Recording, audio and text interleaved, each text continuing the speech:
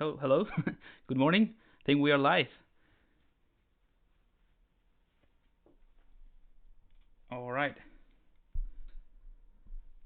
Let's see if there's anyone already up. How's everyone going? Welcome to the stream. If you can see me or if you can hear me, please let me know in the chat. Cool. All right. I think everything's working fine today. Good stuff.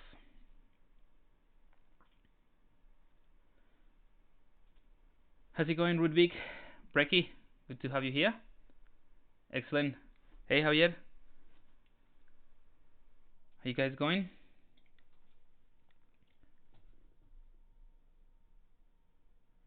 Fully operational. Excellent. Alrighty. So for today, I thought we could just well, I had this idea that we could just keep working on the I don't know what the name was, like the character from last stream, which is kind of like a weird looking insectoid, and we did kind of like a sword hilt for it, but I think we're gonna shift gear a little bit and work on something else. Hey Winston, how's it going? Yoneko, Alexander, Neil, welcome to the stream. So I thought for today we just do something very different from what we usually do, just to give you again more tools and more workflows that you can apply to whatever you're working at the moment. So I'm going to create just a very quick sketch of what's the name? I forgot the name, like a sweater, but anyway, it's like a sweater with a like big chunky knits or a knitted pattern. And the idea is that I'm going to show you not only the sculpting process, which is pretty standard, but I'm going to show you how to create a few different patterns really quickly with a few steps or a few subtools basically to create different patterns that then we can apply to the entire sweater. So it's kind of like a cloth session, kind of. So we'll see how we go. But again, feel free to ask questions. I'm happy to shift the flow of the stream to whatever is needed by you guys. Good morning, Mr. Sanson. All right, so I have a few reference here on my screen, on the side of my screen. Nothing to. I'm just gonna show you. I mean, it's not that I'm going to follow these things, but I'll show you what I have. It's something like that. I mean, that's the idea. I just collected these images from Pinterest, and I'm gonna try to go for something like this, very big and chunky, and then work on a few different patterns so that we can create this. But I guess the point and kind of like the takeaway could be for you guys could be to the generation of different patterns very quickly, and then we can just apply it. You'll see it's gonna be very fun. So I'm gonna start by setting up this kind of like this sweater, but for that I think I'm gonna bring in. Let's have a look. I'm gonna bring the demo head. I'm gonna load it just so we can have a reference of the human head or this girl's head. So I'm gonna make sure I have the pizza menu enabled so that I can scale them all up or down. Put it in there, and from the subtool palette, actually, let me clean this up a little bit. From the subtool palette, I'm gonna append a new tool. So I'm gonna use probably a C-sphere is fine. All right, and with the Gizmo 3D, make sure that the pizza menu is off. I'm just gonna very quickly set up the blocking of this sweater, and I'm gonna work in a kind of like a relaxed T pose, and then maybe we have time we just pose it.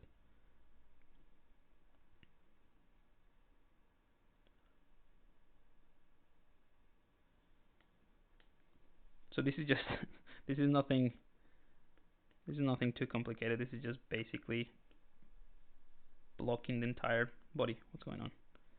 Mask lasso. There we go.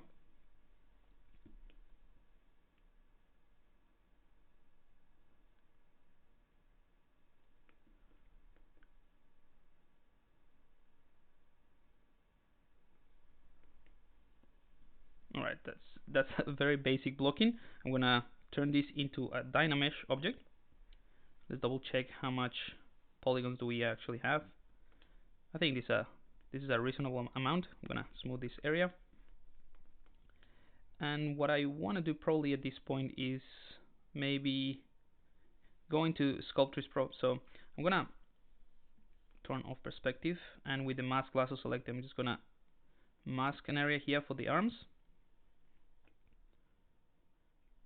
And for this type of sweater, I think I'm just gonna make it very exaggerated. I mean the way that the sleeves will connect to the torso, to this torso area, will be quite big. Let's invert that mask, and I'm gonna bring the gizmo center to the unmask area with the little go to unmask center point, and I'm just gonna extrude that like so. Scale it down, just recenter it. And obviously this is breaking everything a little bit. Okay, and I think something like that would be fine. And let's go ahead and hold Control, click and drag to clear the mask and redynamesh that. So that is kind of like the first step, and then we can bring in the move brush with AccuCurve enable, and we can just tweak this using smooth.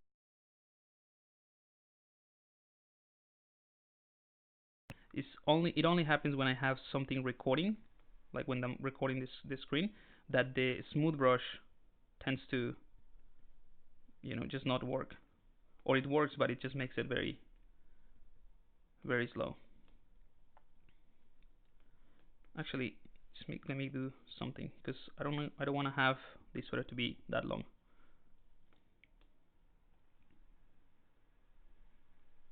And let's clear the mask, smooth that area. Right. Just want to define the shoulders first. I'm going to exaggerate it so that I know where they are.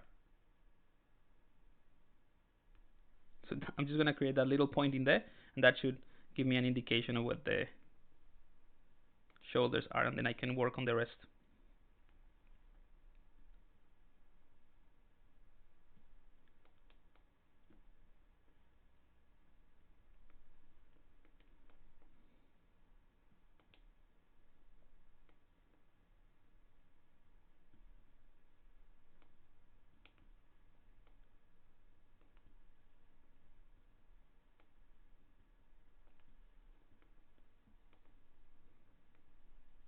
Alright, this is very rough for a blocking, but it gives I think it gives you an idea of what I'm going for.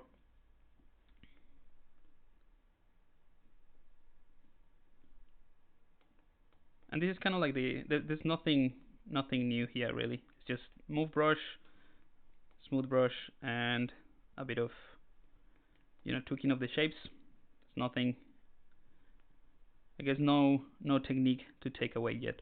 But again, that's part of the process. Once we set this up, we go into the more fun part, which is the creation of the patterns, so that we can. I just want to have something so that we can apply those patterns to and judge how they look.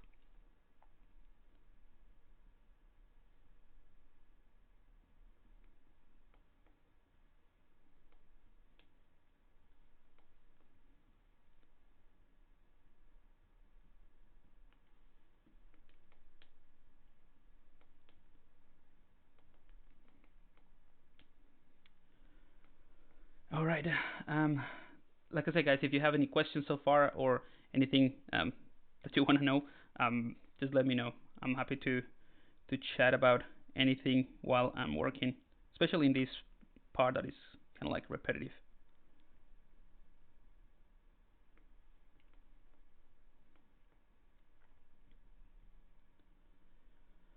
Hey, Hey, attentive slug, how you going?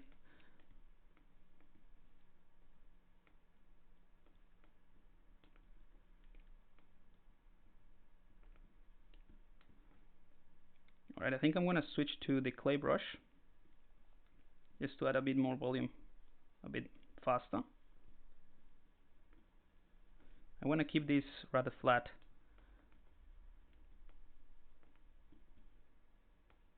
especially here. Kind of like pinching towards the bottom.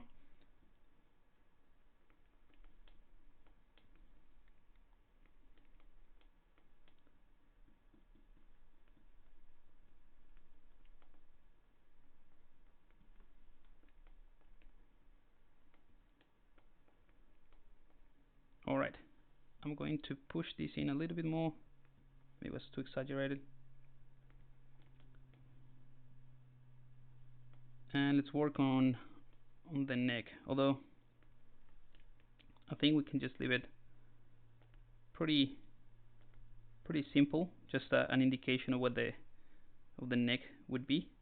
And then what I'll do is I just create a couple more subtools for the kind of like the sleeves, at the end of the sleeves, and kind of like a big total neck type of thing.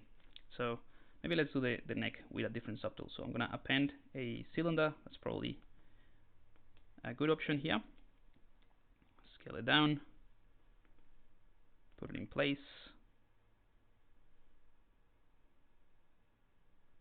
So this is just gizmo, right? Cool. So I'm gonna turn symmetry on, dynamesh on, and we can just smooth all this.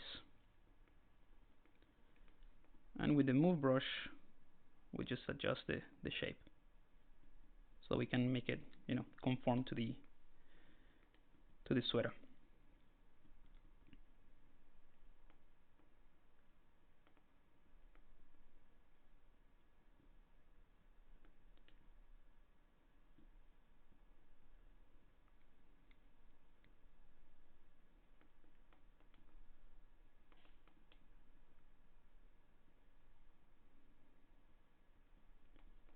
All right. So nothing too fancy just yet. Let's say that maybe with this tool, with this subtool, we can exaggerate a bit more the. Let's actually increase the dynamic resolution a little bit, and let's exaggerate this hole in here. And what this allows us to do, even though it's very sketchy and very blocky, is to help us define or see the border of this neck, and that kind of like give us the thickness or an indication of how thick this wool sweater is.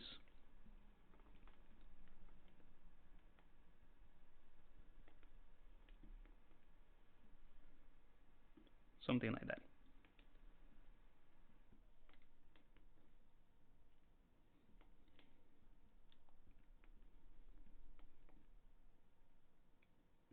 Oops.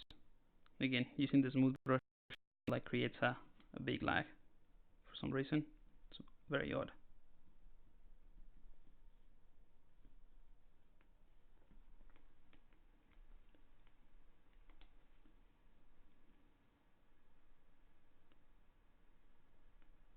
Alright, I think that's done for the blocking.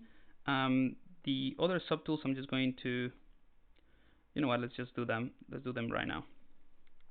So I'm gonna append cylinder, and I'm gonna work without symmetry and just place this on the left hand side of the screen or the right hand side of the character,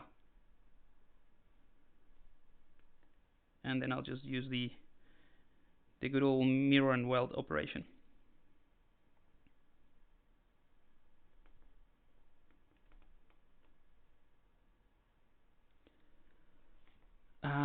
Let's see, there's some activity here in the chat. VK, should I export displacement to Substance Painter or normal is enough? I would need a bit more context than that. You can use both now in Substance Painter. So you can import displacement and normal as well, or you can just export the high resolution mesh and the low resolution mesh, and then produce those maps directly from Substance. In Substance, you can use the height map as a displacement, but you have option for the two of those. Don't know if that answers the question. Do you use Marvel Designer for clothes? Very rarely. It is fantastic, to be honest, but it has. I reckon it's a decision that I will make depending on the quality level that I need to achieve, and also the time, because I know I don't use it that often. It will take me longer to get the results that I want, and I still have to bring it into ZBrush and do lots of cleaning up and that sort of thing. So if I have more time, I would go into Marvelous. Sorry, if I don't have enough time, I go into Marvelous to get the base ready. But if I have time for the project, ZBrush, I feel more comfortable just doing everything by hand. Quintinus, hello Pablo, will you be attending ZBrush Summit this year? No, unfortunately not. I had an opportunity in Europe this year, and since I'm around that side of the world, then I decided to go to the Trojan Horse was a unicorn THU this year. So just gonna do a quick gig over there in Europe, and then jump into a plane to Malta, which is pretty close. And unfortunately they clash with each other, so I cannot make both. Why the normal translate well enough in the edges look like low res? That's a pretty big fan of yours. Oh, thanks, man. I'm not sure what you mean about the normal translating well through the edges.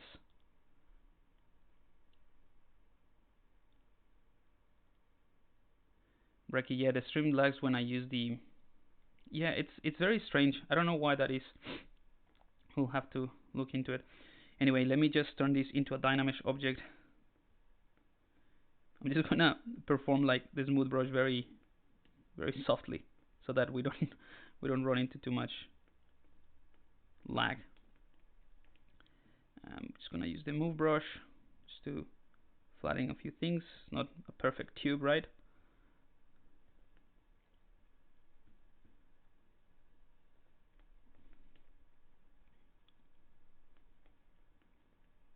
And let's go ahead and use the clay brush.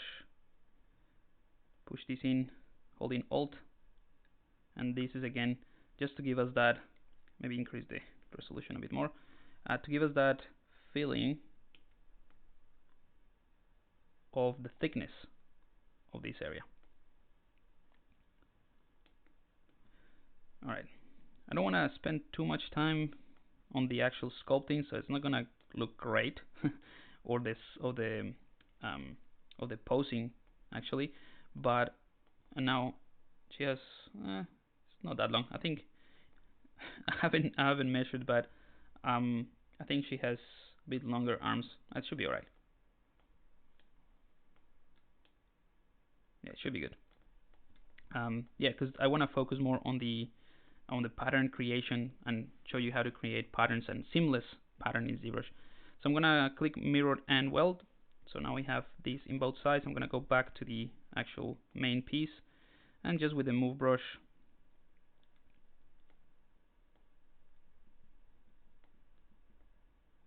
work on the transition between these shapes.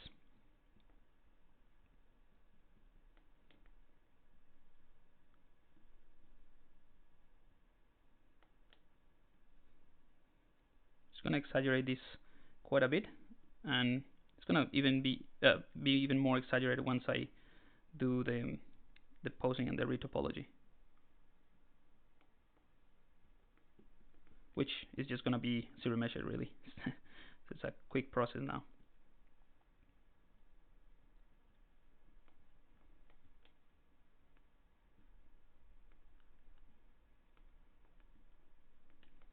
Cool.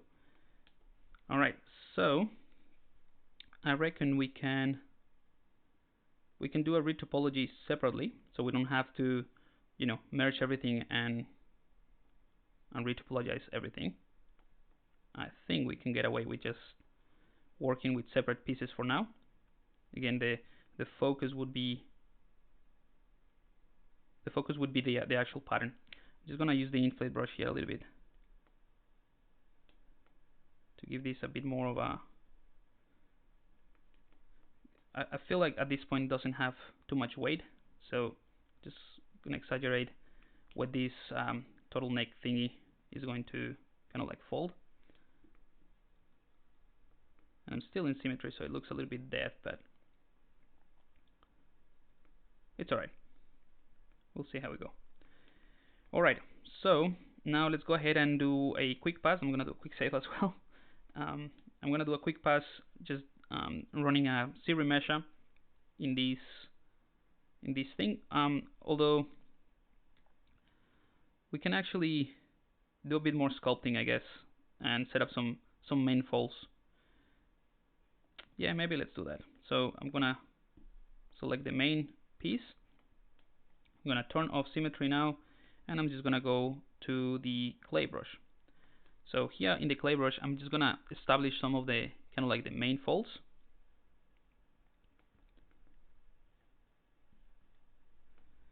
And I'm just going to push this. Again, this is something that I would in a more, you know what, let's do it properly.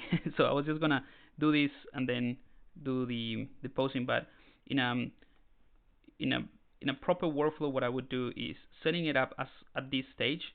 Then I would go into ZBrush, create a bunch of polygroups, then do the posing, and then I can work on the details and retopologize afterwards, so that the weight of the clothes or the fabric, the material, it makes sense when you put the wrinkles and the folds, because right now if I just start doing some compression folds, the arm is stretched, or they shouldn't be there because there's no stretching at this point. So let's actually do that. So I'm gonna turn on polyframe, and again I'm gonna try to do this very quickly, and I'm gonna turn on symmetry, and let's go to the geometry sub palette, go to the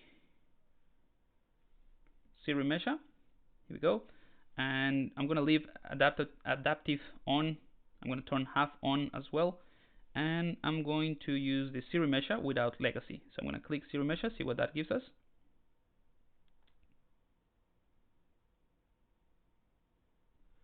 It's not too bad, but it's not. There's too many n-gons, so I'm just going to go back to what I had. And before I run the ZBrush, I'm just going to create a couple of polygroups and smooth groups. So using the select lasso with perspective off, Control Shift, and then just do this type of thing, maybe a little bit more, right? And then I'm going to create an auto group. So now we have created these polygroups here, and I'm going to do the same thing here for the sleeves at the end. Maybe for the sleeves, I'm going to go into solo mode, select the mask lasso. I'm just going to make a mask here. And if I hold Control W, so it's going to create a polygroup in that area. Maybe that's too, we need more than that. Alright, Control W, and we have a couple of polygroups here at the end, and maybe let's do one here. This one is not strictly necessary, but let's go ahead and do that. Okay, now aside from those polygroups, we can give the actual sleeves a different polygroup so that we can have a clean cut, or ZBrush has an indication of where to put those seams. So we can do that. Control Shift to isolate those. Remember, I have symmetry on. I'm going to change to the select rectangular and hide these other two. So now we only have the sleeves. I should change the material so you guys can see a little bit better. And I'm going to assign the material, polygroup, Control W. So that's looking all right. And I think we can work with this. Let's see what this gives us. Right? Again, this is based on the experience that I've had with creating this type of thing. So I kind of like have an idea what to go for, but sometimes it's just a trial and error, right? Just to figure out what works, and then you try something else. But at least you have laid down a series of steps that if they work, like if you have experience with this and they have worked before, then you approach it in the same way. So that's what I've done here, but it's not just randomly placing these things, and I'm going to show you why. So I'm going to go to the deformation palette, and I'm going to smooth by groups, and I'm just going to get closer, maybe from this angle, so you can see what happens. Actually, let's give this a different polygroup just so that it's easier to see, different color. And if I use this polish by groups, ZBrush is going to take the difference between the different groups that are here, the different colors or polygons IDs, and it's going to try to smooth the transition. So essentially what it's going to do is pinch the vertex along the difference between the polygroups, and it's going to pinch them into a more smoother and straight line. So if I use polish by groups, you see now the lines are very, very smooth. That doesn't mean that that's the new topology, right? Because it doesn't make sense. So if I actually smooth this area, I can get back to see these points, right? So I'm going to undo that. But I just wanted to show you that smooth by polygroups. Maybe if we do another one, just make sure that these lines are very clean. All right. So with those lines, then we can tell ZBrush, which is here, we can tell ZBrush to respect the groups or freeze groups, and we can freeze border. We can keep creases. I mean, we can do a few things. I think just freezing groups or keeping groups, just keep groups, would be enough for this in this case. So if we keep groups, we also enable these smooth groups border. And the smooth group border is good if, for example, you have a dynamesh object like I had here, and you don't do the polish by groups, because at the time of the remeasure, ZBrush is going to try to keep the groups, but do a bit of the smoothing of those groups. So basically what I did manually before it runs the process. So in this case, we can just leave it at 0 because we already did that manually, kind of. And if it doesn't work, we just leave it back to 1, but it shouldn't change much. So let's do a quick recap. So adaptive on, half on, keep groups, smooth groups to 0 because I already did that using the polish by groups to create that straight line. And let's go ahead and click ZBrush. There we go. So looking pretty good. You'll see the groups did a nice, I mean, ZBrush did a pretty good job with without the smoothing groups, because we had already done that. I mean, I'm not a huge fan of how the topology looks on this green piece, but maybe it's because it has actually 1, 2, and 4 holes, so it's trying to figure out how to connect everything while keeping this connection to the bottom, the sleeves, and the top. So we can actually help ZBrush and do a bit of a kind of like a better job at doing this if we split this in 2. So let's undo that, go back to the Dynamesh, select this piece. I'm going to go into double so I can see behind it, and select lasso. What I'll do is just from this angle, I'm going to cut this in half, like so. Right? Maybe that's not a good color to be able to see it. Alright, so I have these 2 pieces. So in a way, I'm just cutting this sweater how you would expect in real life the seams, to be placed. So that's going to help us in a few different ways, not only in the remeshing, but also in the UV if we keep the groups. Alright, because I did that, I have to go back and do polish by groups so that I can get that straight line here and here on the side. Great. And now these 2 pieces, or this piece in the center for the torso, should be easier for the ZBrush to work out what we want to do. So we should have a cleaner topology. Let's have a look. Same settings, ZBrush, and there we go. I mean, it's not great. Still, we can keep tweaking it. part of the process is also to reduce the amount of polygons. So by reducing this in half every time that we run the ZBrush, we basically change the topology. So let's see what happens. So that's just another ZBrush, another ZBrush. So it looks alright. I mean, this one could be a little bit better, but it's not too bad. The placement is fine because we can just smooth this a little bit, and that looks much better. That's one way to approach this process. Everything looks pretty decent, and because we have those polygroups, we essentially told ZBrush how we wanted to define the polyloops. So we have those straight lines here cutting through the polyloops. Same here, we have a perfectly rounded area. This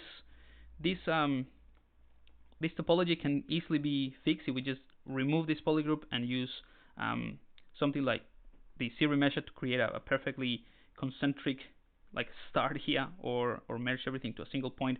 But it's not something that I'm too worried about at this point. Alright, so I'm gonna get out of solo, turn this off, and I'm gonna do the same thing for this area here. So I'm gonna go a little bit faster here because I already kind of explained the process, but feel free to let me know if you want me to go over it. So again, just gonna select some polygroups or create some polygroups just by masking the areas that I want with the polygroup. So Control W there. The trick in this process, or in this part of the steps, is just knowing what is a good place to place the different polygroups, and that's kind of like that comes with the experience. Oops.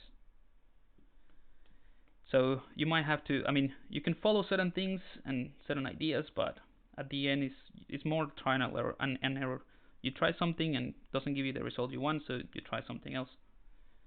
Smooth by groups.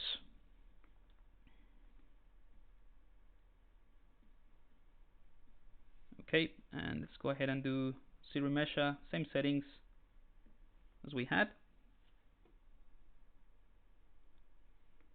Alright, and then let's reduce the poly count quite a bit. Alright, that's pretty good. And let's see, I mean, it has more geometry than the sweater, but kind of like makes sense.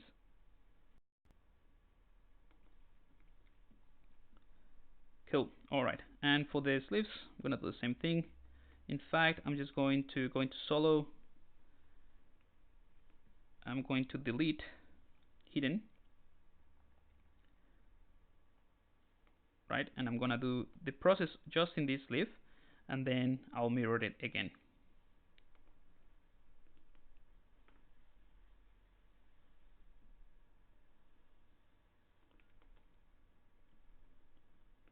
Sometimes it's a little bit hard to create a decent mask if you don't have. Okay, maybe this is another technique that I can show you. So sometimes you have a nice blocking and you have not enough geometry to define the mask that you want. So what you can do is create a brush which is based on, in any brush that you want. I would use a smooth brush, but then turn on Sculptris Pro and turn off the CAD. So you can basically, it becomes a brush that allows you to paint resolution, and then you can paint the mask and then continue with the process. So for example, in this area, you want to define this a bit better, the mask in here, but you see I don't have enough geometry. So what I can do is hold the shift key to access the smooth brush. I'm going to clone it because I don't want to mess with this smooth brush, the standard one. So I'm going to go here and clone that. So now if I hold shift again, you'll see I have the smooth brush with a little 1 next to it. So that means it's just a clone of the actual smooth with all the properties of that brush.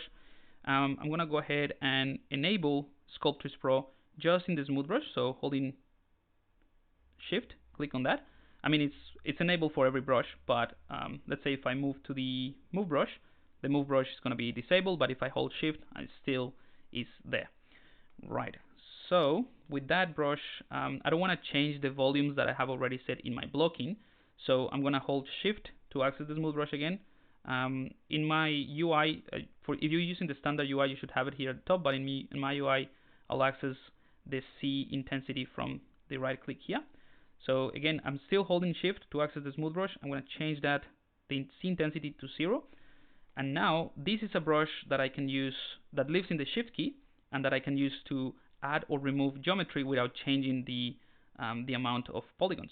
So if I hold Shift here, all I'm doing is just adding polygons. I'm not changing anything. So if I turn off polyframe, it's like you almost like you don't see this doing anything at all.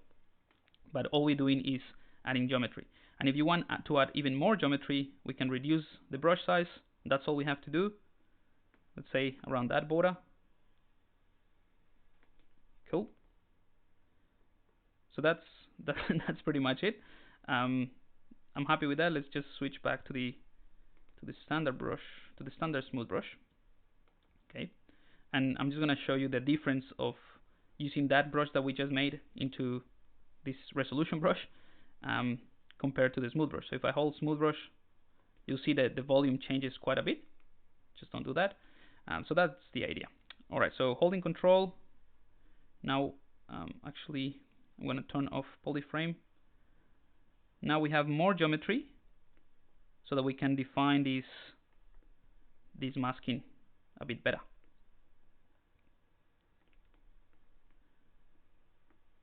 And again, the purpose of this masking is purely to create the polygroups.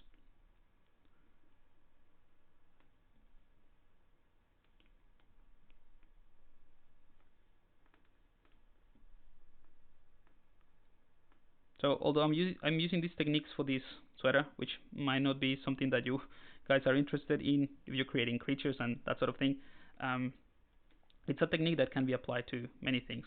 So I'm going to hold Control W. So now we have another polygroup there. And for this one here at the back, I'll do the same thing, but just going to keep it simple. I'm going to use the select lasso. And oops, make sure. Okay, let me do it again. So I'm going to grab a bit more of that. That seems to be alright. Control W. And we're going to run the same process, smooth by groups, a couple of times. Oops, a couple of times to be sure to get that straight line. Now let's go back and have polygroup smooth 0 remesh.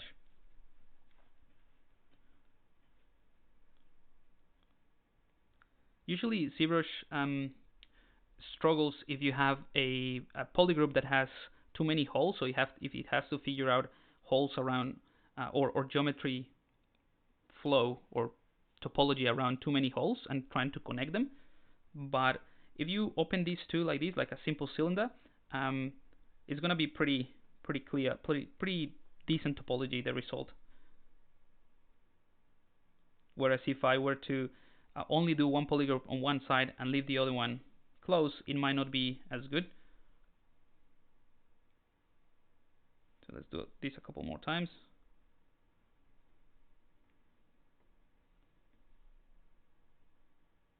One more time. Alrighty. So again, you can clean this up a lot more and get a much better topology with the C remesher, but I'm just going to leave it there. And let's go ahead and do mirror and weld. Alright. So now we have these separate, like this sweater separated into 3 pieces. And what we can do now is go into a single subtool. So there are 2 options. You can use the transpose master to transpose this and create just use the individual subtools, but combine into one to pose it, and then use the transpose back to set it up like this. But because it's a clean topology in a way already, we can merge this into a single subtool, do everything here, or do all the posing here, and then we can split it if we need to. But I don't think we're gonna have to. So let's do that. Let's go to the subtool list. And let me check the chat. I'm actually, where's my bottle? All right, so I'm gonna grab some water because I've been talking a lot. Let me see. Let me see the chat. Mr. Sanson, do you do retopology in ZBrush or do you use you use symmetry? Do you do retopology in ZBrush or you use symmetry? I think yeah. I'm just struggling because retopology, like symmetry, is kind of like retopology. But if you mean manual retopology using the C spheres, which I think that's what you meant, not sure. Yes, I do both. So I use a combination of automated tools in ZBrush, like the ZBrush.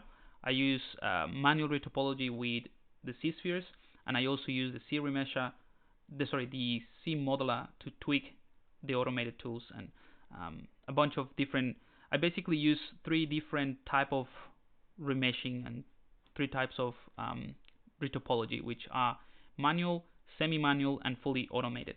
And that's something that's actually what the whole module of there's a whole series of lessons in the extra mile course that I teach over at 3D Concept Artist that is dedicated to that kind of like workflow. And I think it just makes life so much easier because you don't have to go anywhere else to find out or to create a geometry that, or a topology that works. So the answer is yes. I use depending on the project as well, and depending on what I'm trying to do, I use a bunch of different processes, but all within ZBrush. What is object smooth button do and 5x stands for? Do you mean this one here? This is a custom macro.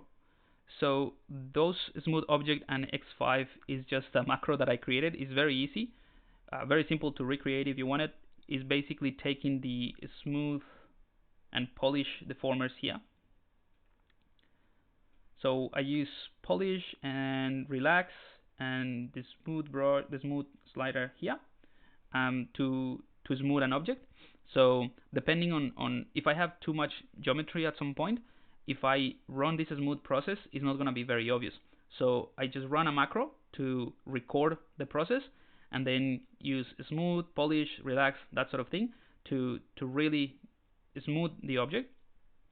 Stop the macro and then I created this button. So this macro is just going to smooth an object, and x5 means it's going to do the same process but 5 times.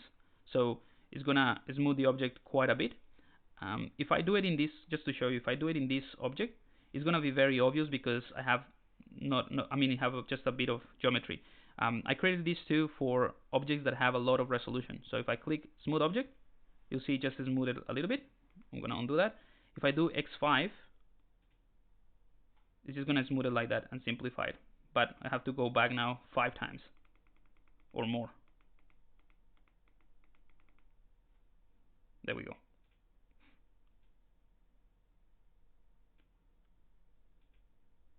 Yeah, so that's what these two buttons stand for.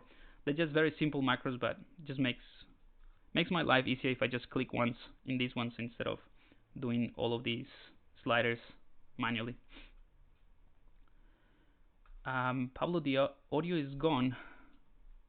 Can you guys still hear me? Maybe I'm just talking and nobody can hear me.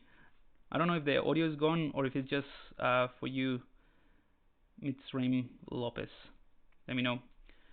Miguel, hey Miguel, good to have you here. Thank you for stopping by. Nice tip, cool. Thank you. Audio is fine, cool. All right, maybe it's just you. Hey Bjorn, Andrew, I'm your fan, Pablo. Thank you very much. Appreciate it. Audio is fine. Twitch is fine. Can hear you. Perfect. All right. Cool. We're gonna continue with this. I'm just gonna grab some water because it's getting dry. Give me 2 seconds. I'll be back in just a second.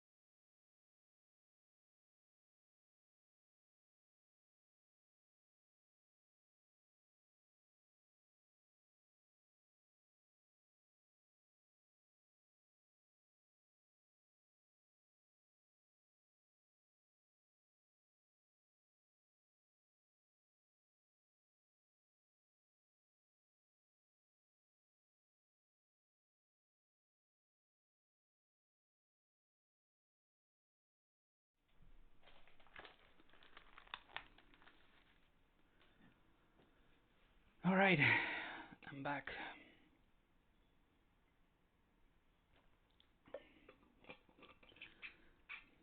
Audio is fine. Cool. VK, Maya or Blender for UV, Maya or Blender for UV mapping. Neither for UV mapping. I don't use Maya nor Blender for UV mapping. I use, again, depending on the complexity of the project, depending on what I want to get out of the UVs. For me, ZBrush is a perfectly fine application to create UVs. If I want to make more use of the space, of the UV space, and pack the islands and have more control over that, I would use Rhizome UV or Rhizome UV. I don't know how to pronounce that. I think Rhizome UV is just for UV mapping. It's a dedicated software just for UV mapping, so there's probably nothing better, I think. In fact, if I'm not mistaken, the algorithm used in the latest Maya UV unwrapping is the same algorithm created by the guy that created Rhizome UV, which before used to be called Unfold 3D. But anyway, let's go back to this character.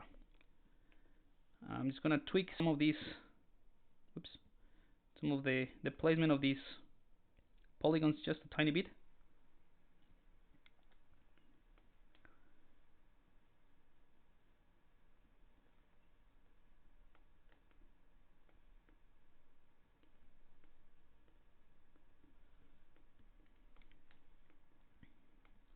I think, I mean, this looks alright, but I think I've completely ignored the anatomy of this.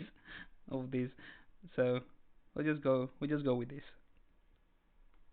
It kind of looks alright. It's not perfect, but that's not what I'm trying to do at this point. Just concentrate on the process at hand, which is the generation of the pattern. And we're in a good shape. It's only been an hour to create that. All right. So like I said, let's go to this subtool palette, and I'm gonna merge everything down, or everything that's these three subtools basically. So let's go ahead and actually, like I usually do, I create a folder with the originals and merge everything together. We can now do that with the folders. So I want to create a new folder, call it how do you call it? Neat. I'll just call it merge. All right, and I'm gonna put all of these three in the merge, and now I can click on this cog icon and then use the merge folder. So this is really good because now it merges everything into a subtool, but it also keeps the originals in here and it turns it off. So now I have this as a single subtool with all the polygroups and everything, and if I wanted to, I can separate this by just simply hold Control and Shift, and access these like so. I will probably have to hide this to access this bit, but I can isolate this and split it. So that's a good thing. Alrighty, so I think I'm trying to find the first software you talked about. Could you type it? Rhizome UV? What's maybe I don't know. Is that the one that you were talking about? I don't know. All right. So for the next step, what I'll do is again, this is a working topology, as in a work in progress, or it's just to work on the next step. It's not going to be the final one, at least not in this scenario, because I haven't done the folds or anything like that. And obviously, when I do the folds, the topology is going to change. But again, it's good as a starting point. So I'm going to do a quick pause for this model, and things are going to break, and I'm going to try to keep it very simple, not to spend too much time on that, but should give you an idea. So I'm going to start by masking this area, holding Control and click on the mask to actually smooth that, embed that mask, bring in the gizmo, and then just rotate that.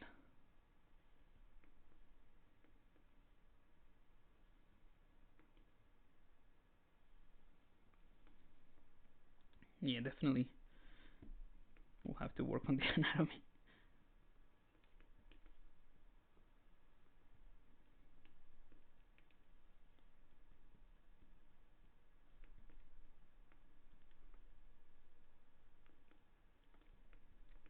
So I'm just swapping between the mask that I created and the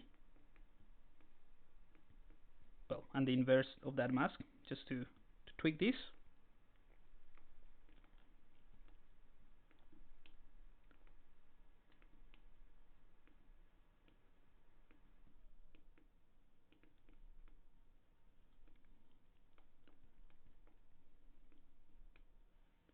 We can also grow the mask. I have this. This is not ZBrush. This is the Wacom control from the Cintiq. So I have a few things for ZBrush mapped in here, like the grow mask and sharpen. So I can do this very quickly,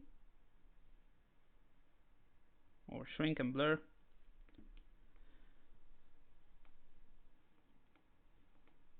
I usually, I mean, depends again on the project, but the Gizmo 3D is pretty good for posing, but I still use the transpose master. I still have it here. Sorry, the transpose master, the transpose line to do this thing. And just because, for example, like if I take this one and use the transpose line instead, I can do this type of thing really quickly. No, this is the masking one. Never mind.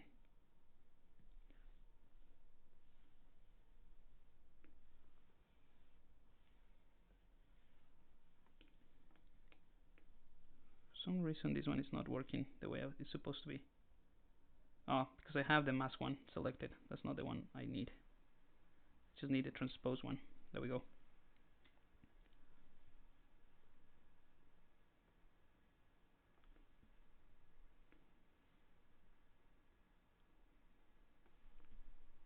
So in a way, it's pretty easy to do this. Just need to be sure because it respects topology and these pieces are not well together. Rotate.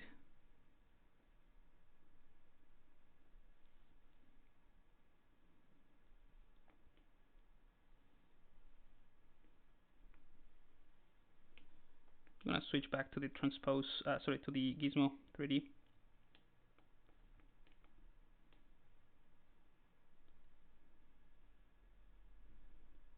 And as I said, this is going to, this is going to break pretty much everything that we've done.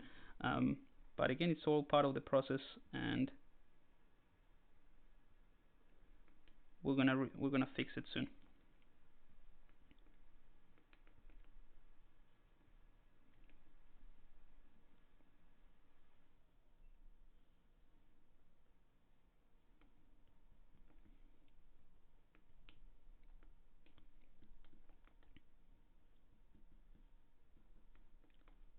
Alright, now this girl has like quite a broader shoulders, which is not the idea that I had. So I'm just gonna push this in.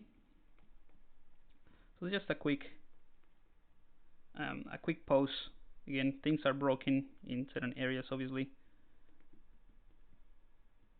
but I don't mind since this is part of what I need to do. Just set up the pose that I want without worrying too much about the things breaking, because it's bound to happen. So things are gonna break when you're posing, and this is something that that I also tell my students in the extra mile, that you shouldn't be afraid of breaking things, because it is very easy to just fix them later on. And if you're afraid to go back, or it feels like you're going back in time and then you're wasting time, it's kind of like restricting yourself to get a better result just because you think that this is final. And it's a clean topology, but it's not final. We can keep tweaking it and making much better, and that is the whole point. So this is just a working topology. So all I'm doing is just, after that quick pose, refining the shapes before I go into defining some of the folds and the drapery of this in here.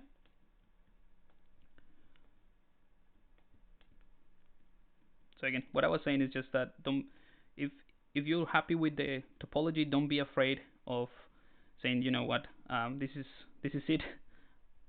I don't need to do any more. Or if I try to do something else, it's just gonna break, and then I have to do it again. Just don't worry about it. Just do it again. It doesn't. You saw it didn't take too much time, and if you really don't like the result after you tweak it, you still have, or well, in this case, I have still the originals in here. So not a big deal.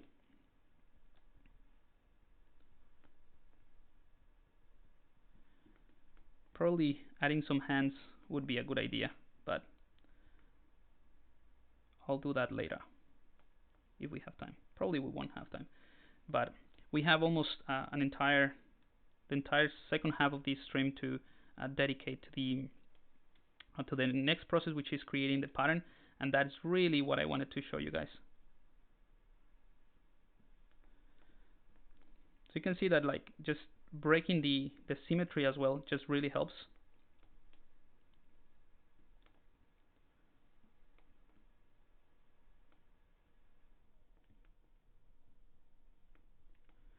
All right. The other cool thing about working with these polygroups and these merge subtools is that we can actually use the move brush with topological, well, the move topological brush to tweak these things like that. You'll see it very quickly. If we want to, you know, tweak these things without affecting the rest of the model. So a quick save there. And let's check the chat. I found it, Rhythm UV. Yeah, VK, that's the one. I can say that it's probably the best software for UVs that I've ever used. But I would love to stay in ZBrush longer than that, and that's why I'm kind of like looking forward to see the Peel UV working. Not sure when it's going to be released, but hopefully we get some glimpses to what's coming in this ZBrush Summit, because that's gonna be a game changer for me. Like if you can do all that within ZBrush, it's gonna be great.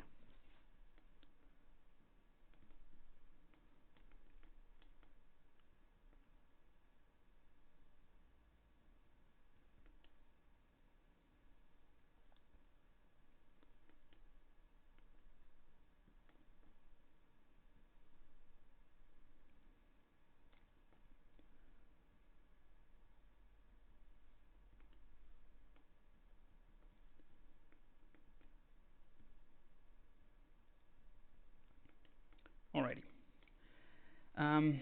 Alan, hey Pablo. Hey Alan, saludos desde Mexico. One question in the brushes panel. What's the difference between IMM primitive and IMM primitive H? Is there any? Yes. So IMM primitives, it gives you just the primitives, the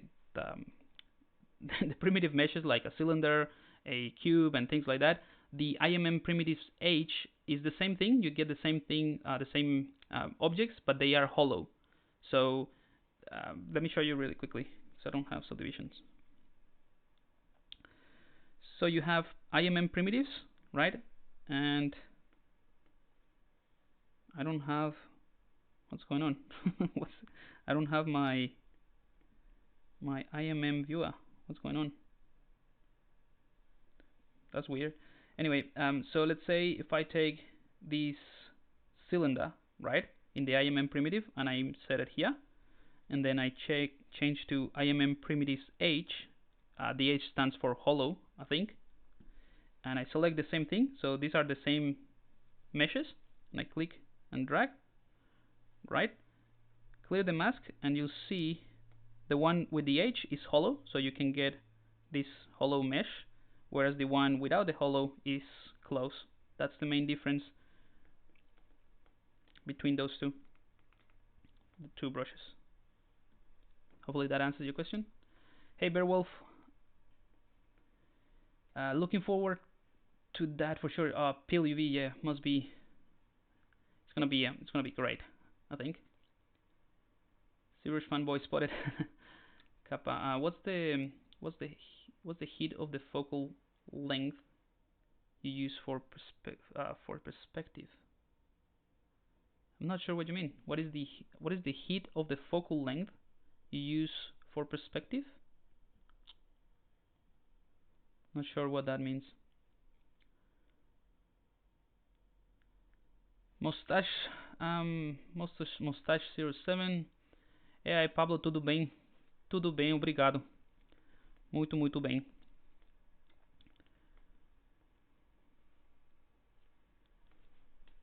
Alrighty. What else? What else are we gonna do? Okay, let's move a little bit faster. Again, I think she has relatively short arms, but you know, let's do a quick fix. I'm gonna bring in the gizmo, and I'm gonna hide these, and I'm gonna scale her down. That's it. Just a quick fix to that. But we have to just reposition this because now she has a massive torso.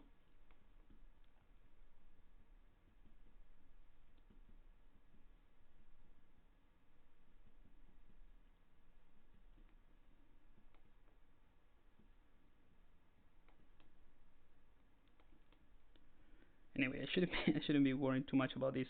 We're gonna focus on something else. Mr. Samson, so what's the value of the focal length you use for perspective? What is the value of the focal length? My personal value that I use for the focal length, it doesn't make a difference. I use the default ones, and if I'm doing something like likeness, trying to copy something, I try to find out whether or not, whether or not the camera used matches. So the camera used to take the references matches the focal length that I use in the perspective. So it doesn't really matter. I just turn perspective on and off. I don't even know right now what's the default. I use 50 small focal length. I don't change this at all unless I'm doing something very specific, or if I'm trying to match the camera in a different software. Now with the universal camera is pretty good, but when I'm working is I only change that if I'm trying to do likeness, and you'll find that that's a pretty standard way to work for that type of thing, for likeness.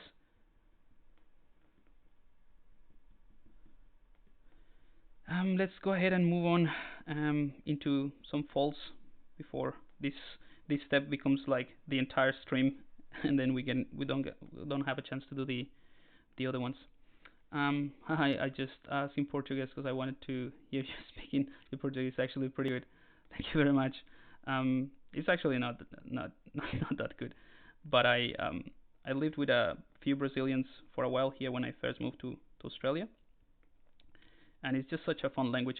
It was funny actually because we didn't speak English. I didn't speak English like 10 years ago.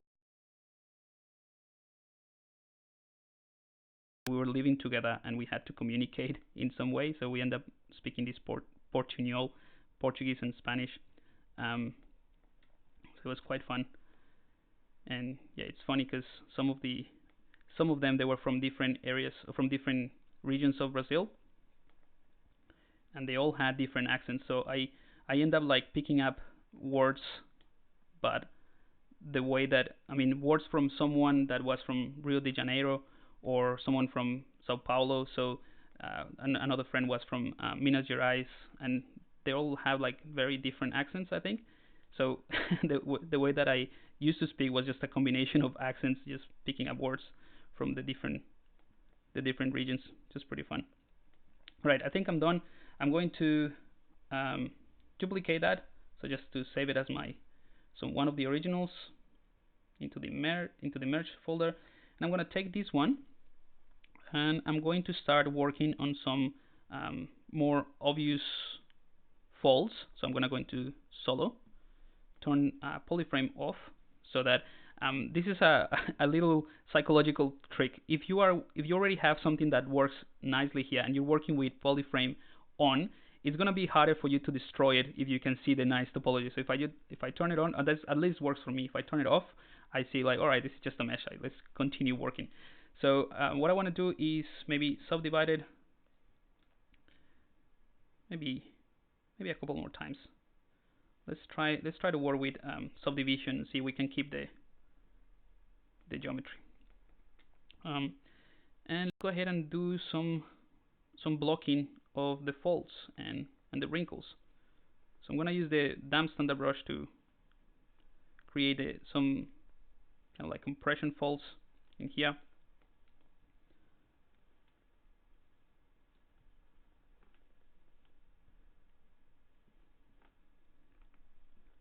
And again, this is just going to be very rough. I don't want to spend too much time on this.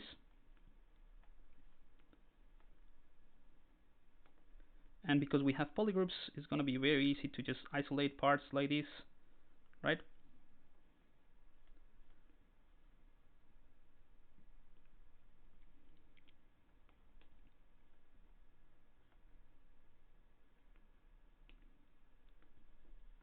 Probably have to switch to the smooth strong here.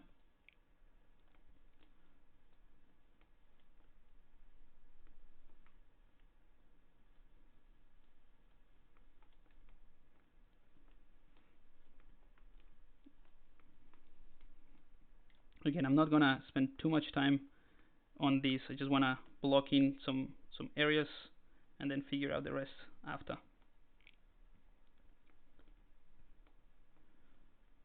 So just by identifying the tension points, it's just gonna be very easy to do the rest of the folds. And obviously the tension points, for example, here would be the elbow and the shoulder, and from there we can just figure out the rest.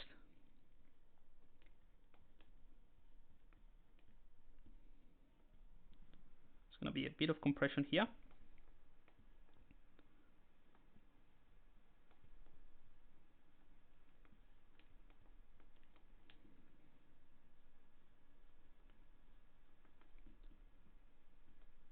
But the folds are going to be pretty big as well, like pretty chunky, because of the actual material that we're trying to recreate here.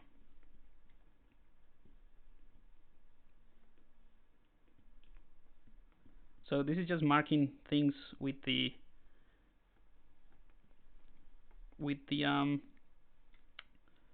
damp standard brush, and then we can just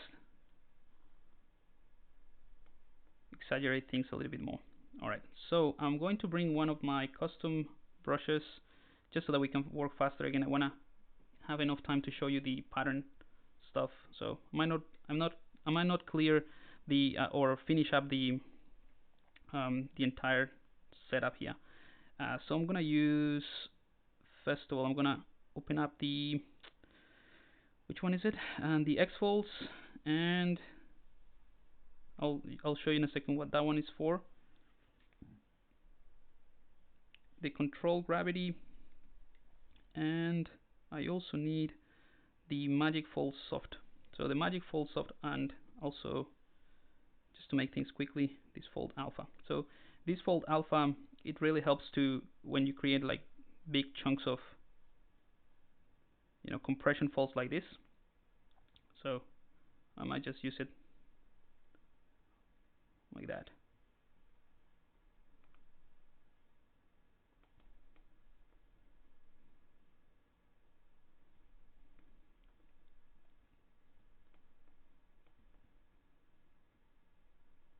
But that one is pretty simple. The other one is this X fold. So that creates these folds already, but maybe this is too soft for this. I want to create a stronger folds and softer. So maybe I'll stay away from that one. Actually, might not work the way that I want it to. And gravity, control gravity, that's the one that I want for this type of shape. So it's gonna add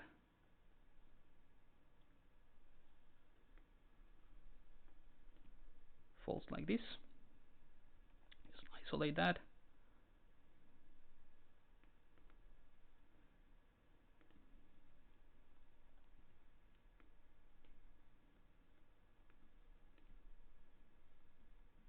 And again, this is still blocking out what the main folds are going to be. So I'll have to go back and use the clay brush and that sort of thing to figure out this a little bit better than what I'm doing here. But like I said, I want to focus on the next part of the stream, like I mentioned, the pattern generation.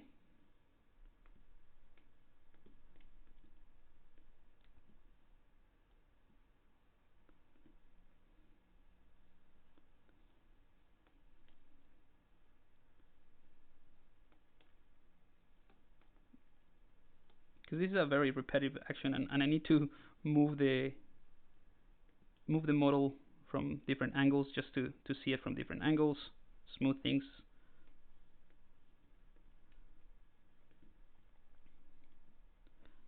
And I think that the topology is not too bad. I mean, we're stretching it in certain areas like here, but it's not too bad.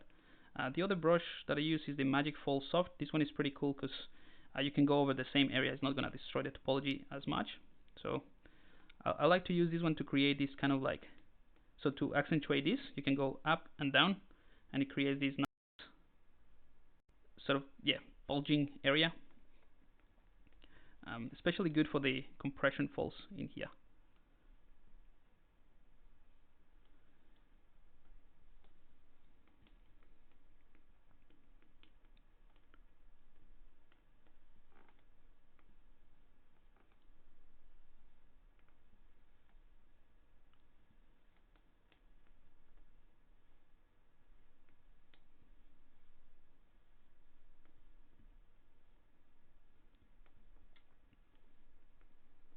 This area is a little bit messy, not looking as clean as I would want to. I'm gonna do a couple more just to move to the next stage, maybe add more resolution for these little wrinkles here, these folds.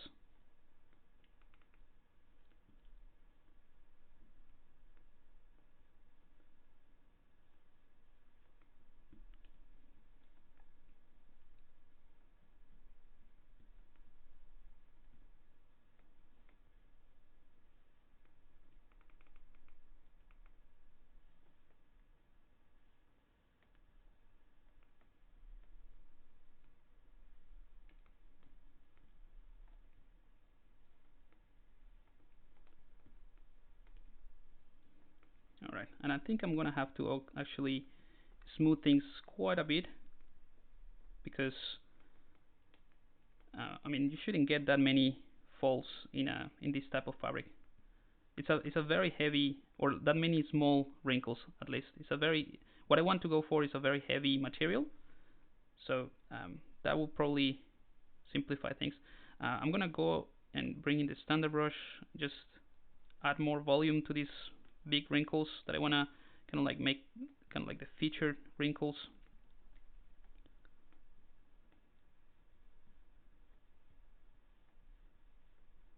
So this is gonna be kind of like a massive compression fold here. Well, that's what I want to create. I don't know if it's going to be one, but we'll see.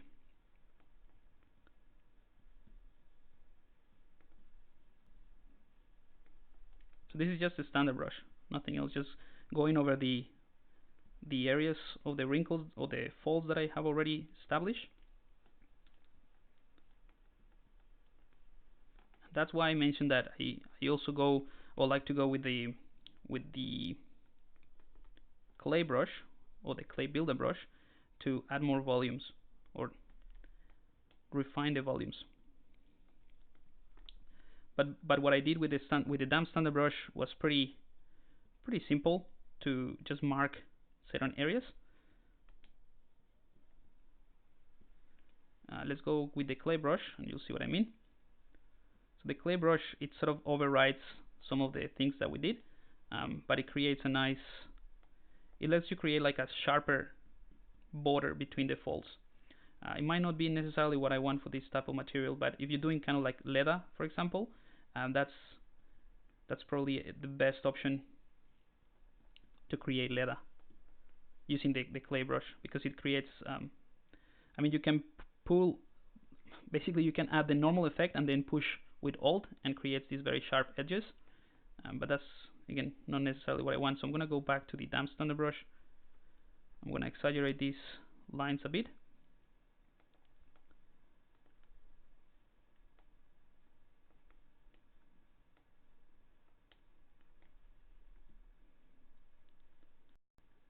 And just want to make sure. I'm going to bring this inflate brush as well. I'm just going to make sure that they're kind of like blobby. These are very heavy materials, so they're not going to be as sharp. I guess that's what I'm trying to say. And this might not make sense right now, but with the pattern that I'm going to add to this sweater, hopefully you can see why. So this is just the inflate brush, just giving this a bit more volume.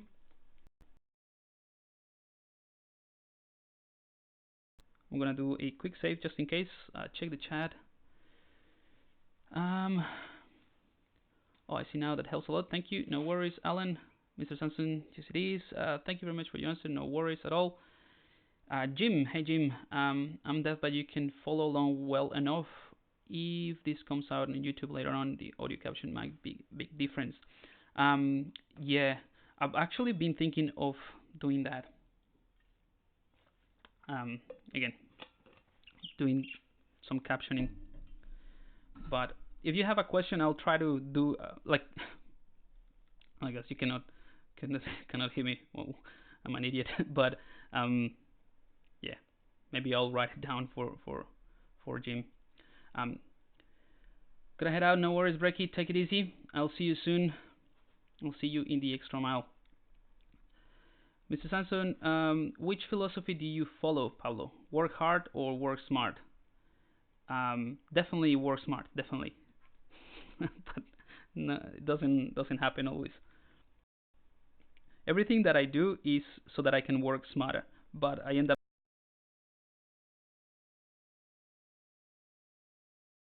I would like to adhere to, but it's not necessarily what happens. I think for certain things you need to work harder. Like the working smarter type of deal is only for certain things. For example, working or just studying anatomy, for example, there's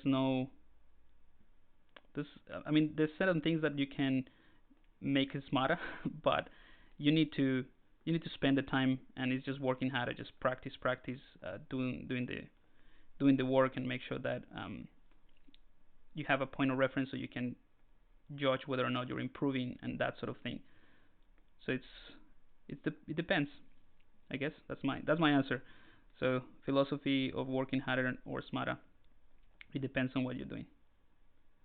There are certain things that you need to just do the hard work, and that ultimately is going to turn on in a smarter way to work, because now you, like for example, going back to the anatomy example, it's you work harder to understand and get the theory and practice it, but once you have it, then you know certain things that will make you work smarter, I guess. So it's ultimately, in a way, is just working smarter. Working harder is working smarter in certain things. Now I don't know what I'm talking about. Hopefully that makes sense.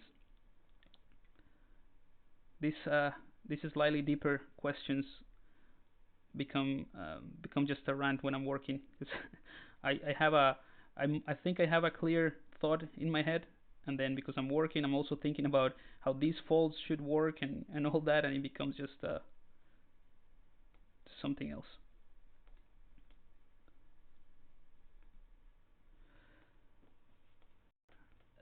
Where can I find these brushes? VK. So the brushes that I show for the clothes, they're actually part of my clothes and drapery course, which you can find in the ZBrush guides.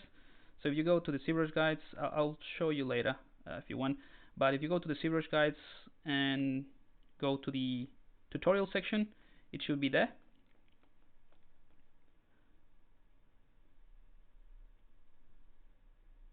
And the tutorial is just about drapery and clothes, but it also comes with the resources. So all those brushes will come with that course.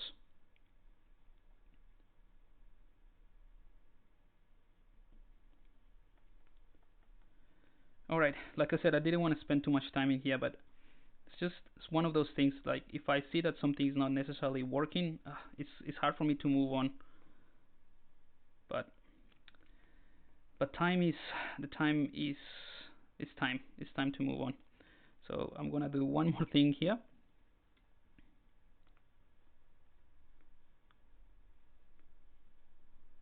Just add a bit more of these wrinkles, but I'm gonna smooth them out quite a bit.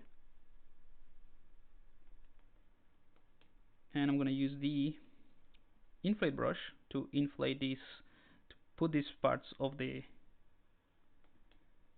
sweater closer together. In fact, we can actually isolate this bit.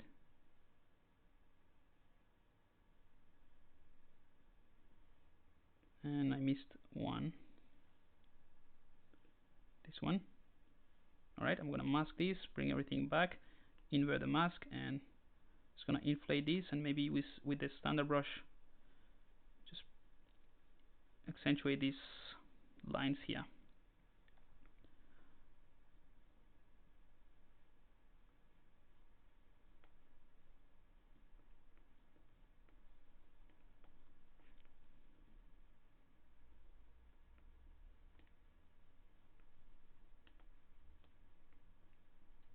Alright, so I think that looks alright. Cool, let's do a quick save. Let's get out of solo mode. I didn't do any work on the sleeves, but they look alright.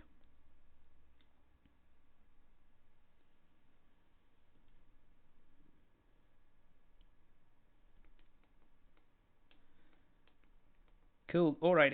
Yeah, there's definitely some more work that needs to be done with the folds.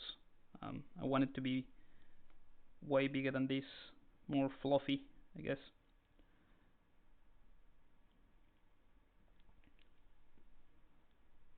It's hard to move on. I want to polish this. Alright, let's leave it there. Otherwise, I'm gonna look at it from this angle so I don't get too tempted to continue refining this and just work on the next step. Let's see the chat. Natsumi, hey man, good to catch you live. Can't wait for the hairs you have shown. No worries, man. Thank you very much.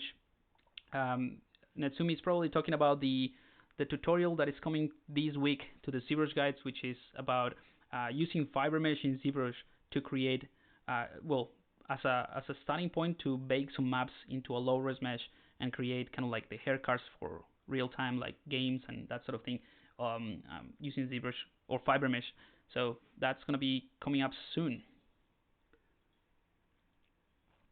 What do you think about Marvelous Designer? It's great. I love it. It's a great software to create clothes. But regardless of how good it is, I personally still have to bring it back into ZBrush, and I like the challenge of solving stuff in ZBrush or just manually sculpting. That's why I prefer to do the clothes like this in ZBrush, but definitely in Marvelous Designer you can create a very accurate and very good base. Will the next course of the Extra Mile have 1x1 session? I'm very interested in that. Juan Labrador, no. So that was a special bonus that I just created for the first people that were joining, and so well, the first students that were joining the Extra Mile. So that's not going to be part of the next release.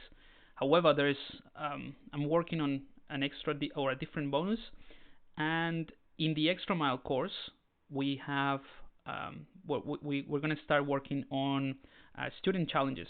So in the student challenges, the students can participate if they want to, and a different judge, not myself, someone else from the industry will judge what the winner is, and the winner will get a one-on-one. So that's if you want that sort of thing, you can participate and try to win the one-on-one, but it's not something that is going to be part of the next release once I open the doors again. But definitely it's something that you can get. Also, there is almost like weekly catch-ups that we do, like in general with everyone. So Thank you, Founded. I was looking forward to for the extra mile course. Cool. Thank you, VK. One more. Could I export the textures of fiber mesh from Keyshot because I can't find a good way to do it from ZBrush? I'm not entirely sure again what you mean. So could I export the textures of fiber mesh from Keyshot? So do you mean creating the textures in Keyshot and then exporting them? I'm not entirely sure what you mean. Exactly that tutorial. Cool. Yeah, then Sumi, that's coming up this week. So Tuesday, Wednesday, I think. Once I'm wrapping up everything, like, because the tutorial is going to be a series of videos, almost like 5 videos, with different workflows, with different steps of the workflow. Plus, there is an extra step. So as soon as I finish that extra step, that's going to be kind of like written down in a guide form. It's going to be up. So I reckon tomorrow night, for my tomorrow night. So that's what I was trying to figure out in my head. So in 2 days for you, I think. How do you get so much extra space on the right shelf? All right, I'm going to show you that and all that. And Juan Lauro, how much time do you think that a student needs to be ready to work? I know that it depends, but in your experience, do you think that 3 years full time on 3D should be enough? And that's an answer. The answer for that question will vary like significantly in different ways. So one of the current students that I have in the extra mile, Felix de Souza, he's a beginner. He says he's a beginner. He's actually an electrical engineer, and he decided to join my course for like the first time. It was like his first ever course online, and he started posting things, and the amount of work that he has put on and developed his skills in just like 1 month or 2 months and a half, it's massive. Like I would never thought that he was a beginner. You know what I mean? So it's very depending on the work that you put in, the resources, the different teachers that you get online, like the different mentors that you get, like different tips that you get. So it really depends on that more than anything. So it's all the experience, accruing the experience, but it's hard to say exactly. I don't feel that I have the answer for that question, to be honest. So to get this extra, you'll see that in my UI. Okay, this is the final thing that I'm gonna answer before I move into the next step, which is gonna be really fast. So it's not gonna take too much time. But basically, this is my UI for the Cintiq because I'm right-handed. So if I try to go to something on the left-hand side, it's just gonna cover what I'm doing, and it's kind of like an annoying thing. So that's why I have most of my things at the top and right, and some things here at the bottom, right? So the way that you get this much space in the UI is by dragging one of the empty spaces, one of the empty long spaces in here, and then just figuring the rest. So just to show you really quickly, basically, if I go to let's go to standard UI. Whoops, don't know what happened there. That's weird. So if I go to the standard UI and I want to add more things here on this right-hand side panel, I go to Preferences, Config, Enable Customize, right? And then if you go down to Custom UI, yeah, you have these empty switches or empty spaces that when you drag it into your UI, they're going to become just empty spaces. But if you drag, for example, this very long one into this area, it's just going to open it up. So if I hold Control and Alt, click and drag, I can put this in here, and boom, that's it. You have this extra space, and then you can start, dragging things in here like that, and then you can get rid of that space. But then you already have all this extra space that you can move things around or get rid of things that you don't need. You can put the active polygon count. That's how I have it here at the bottom. That's it. And that works for anything else. You can also have it here at the top. So you can bring the preference and take this fat one, put it here. Whoops. put it here, like underneath, like that, and then you can bring another one, right? So you can put all this stuff in here if you wanted to, and that's how you can customize the UI. If you go to the ZBrush guides and go to tutorials, there is actually a dedicated post or dedicated guide just about how to customize your UI, if you're interested in that, and a few UIs that you can download as well, some of my personal UIs. Alright, custom UI, restore custom UI. Here we go. Alright, we finally got to what I wanted to show you in this stream, which is 1 hour and a half in. Alright, I'm gonna do a quick save because I don't remember if I did one, and I'm gonna move on into creating a pattern that we can use to apply to this mesh.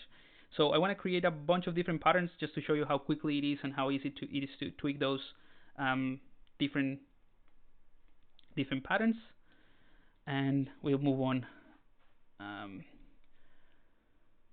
My fiber mesh have variation of colors. I want to render outside ZBrush keyshot, so how can you export the fiber mesh texture for rendering in another software? So I guess what you're asking is, if the fiber mesh has already UVs and you have a texture, you can export the texture as you would normally do in ZBrush. Texture, click the texture and export that, or you can use the vertex color from the object data, and that is just with polypaint. So vertex color equals polypaint, and in different applications you can use that.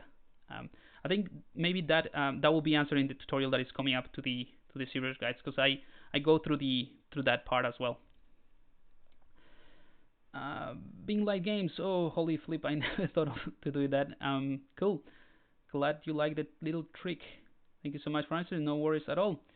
Hello from Romania. Adriuha 13. What's the language in Romania? Is it Russian, I guess? Or no? I'm an ignorant in that region of the world. Mrs. Sanson, yay. Alrighty, so let's go ahead and move on to creating the maps. So I'm gonna go ahead and bring in. Well, first of all, we have to create.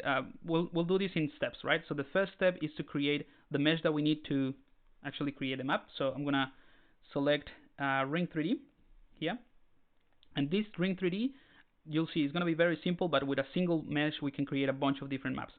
So with this Ring 3D, we're gonna go to the initialize palette. I'm gonna turn off polyframe. I'm gonna simplify it a little bit. I guess it doesn't really matter. We can use something that has quite a bit of detail, so let's just leave it as it is. Move on faster. Make polymesh 3D.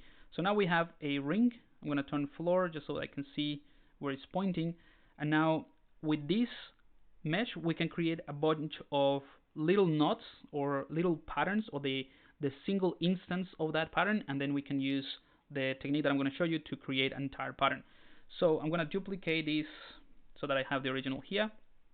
I'm going to bring the gizmo 3D, turn perspective off, right? And I'm going to rotate.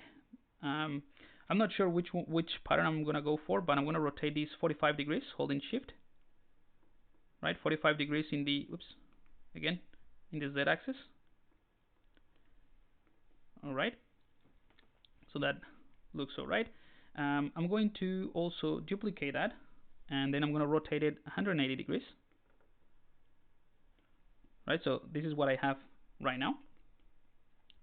And to create kind of like an interlocking path or interlocking pattern here, what I'll do is I'm going to take the second one that I duplicated. I'm going to reset the rotation, and I'm going to rotate it maybe 30 degrees, like so. And then take the other one and rotate it in the opposite direction, 30 degrees again. And then I'm just going to shift it a bit, maybe like that. I don't want to be too precise either. Well, I don't need to. So I have this is just two rings, right? I'm gonna mesh them together, mesh that down like so, And I'm gonna bring in the inflate brush or the inflate slider. I'm gonna mesh them a little bit closer, not all the way. Alright, so this is one pattern ready. And you'll see from this one we can generate a bunch more. And you can be very precise about how things interlock, but it doesn't have to be. So I'm going to select this second one, duplicate it. And with this duplicate, I'm going to create a different pattern. So in this case, maybe I'm going to bring in activate symmetry, use the move brush to push this thing like that. Not sure if this one is going to work, but you know, that's the whole point of this, just to try different things and see which one gives you better results. Once you've done a few, then you start to get a hang of like how things work and whether or not the shapes that you're trying to do are going to work in the pattern. So I haven't done this shape, so I don't know if it's going to work. I know that this one is potentially a good one, but this one I haven't. So we'll see. Actually, I'm going to duplicate that, move it down to have a reference of how these things might interconnect. So let's just push this up and this down. Again, this one might be too complex for what I'm trying to do. I'm just trying new things. Okay.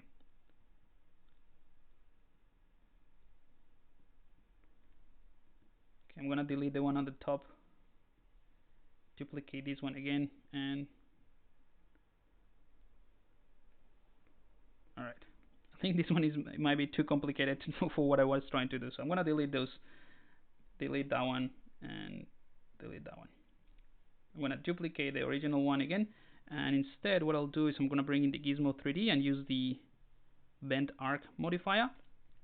It's going to be probably easier to do these type of things. Right? Accept, and we can even use the taper deformer. So that's just giving us the same shape a little bit easier, but I think just that will work. Let's see. Alright, I'm gonna rotate it, I don't know, 45. I'm just winging it here, I don't know exactly what I'm going for, so I'm gonna duplicate that, rotate it 45 degrees. In the opposite direction, so 90 degrees. There we go. Oops. And the reason I don't know what I'm going for is because that's kind of like what I want to test. I want to test a few different shapes and then go ahead and use this as patterns. I'm gonna try to find a better one. Maybe this 90 degrees. All right, so this is kind of like an interesting interlocking pattern happening. You'll see from this angle.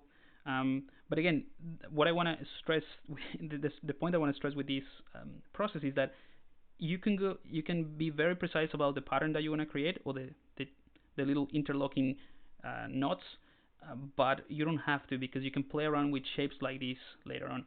So I'm going to merge this together.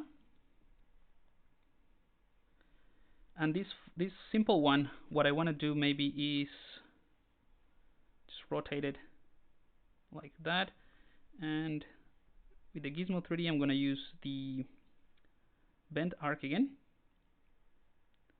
and I'm going to rotate it like that. Accept, and I'm going to use something like, you know what, let's keep it simple, let's leave it like that, and instead we can just use the inflate to make it a bit thicker. Right, so we have a weird shape there. So we have three shapes, right? We have the simple one, we have this interlocking pattern, and we have this other pattern.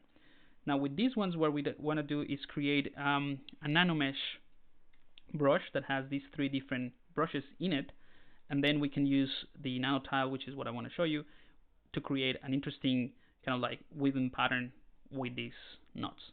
Okay, so I'm gonna bring in, actually I'm just gonna click on the brush palette, click create insert mesh, create a new one, and now we have an insert mesh. And now that I have this insert mesh, I'm going to create a nano mesh brush. Okay, so this is nanomesh brush. I'm going to select the next one, create insert mesh, append, and the first one, create insert mesh, append. So now I have, we actually have to turn this again into a nano mesh, create nano mesh brush.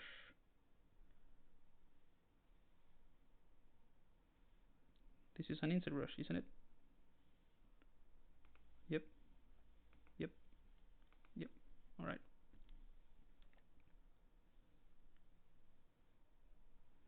We might have to just create one, which is weird.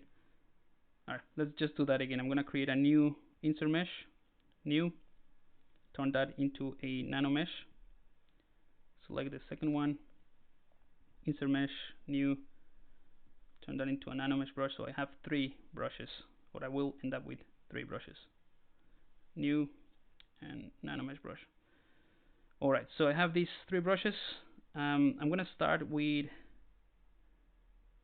this pattern, right? Now the next thing I want to do is bring in the C plugin. I'm going to dock that here on the right. I'm going to use the nano tile textures, right? So these nano tile textures, this is a plugin by Joseph Trust, and what it does is just creates a tile that is perfectly tileable, or a square that is perfectly tileable, and then you can insert nano meshes and export height maps, albedo, normal map, anything that you want. So we're going to use that one. So I'm going to click on create new tile tool, and it basically does everything by itself. That's it. That's all you have to do. Now we have this. Make sure that you don't move the camera. So I'm going to lock the camera.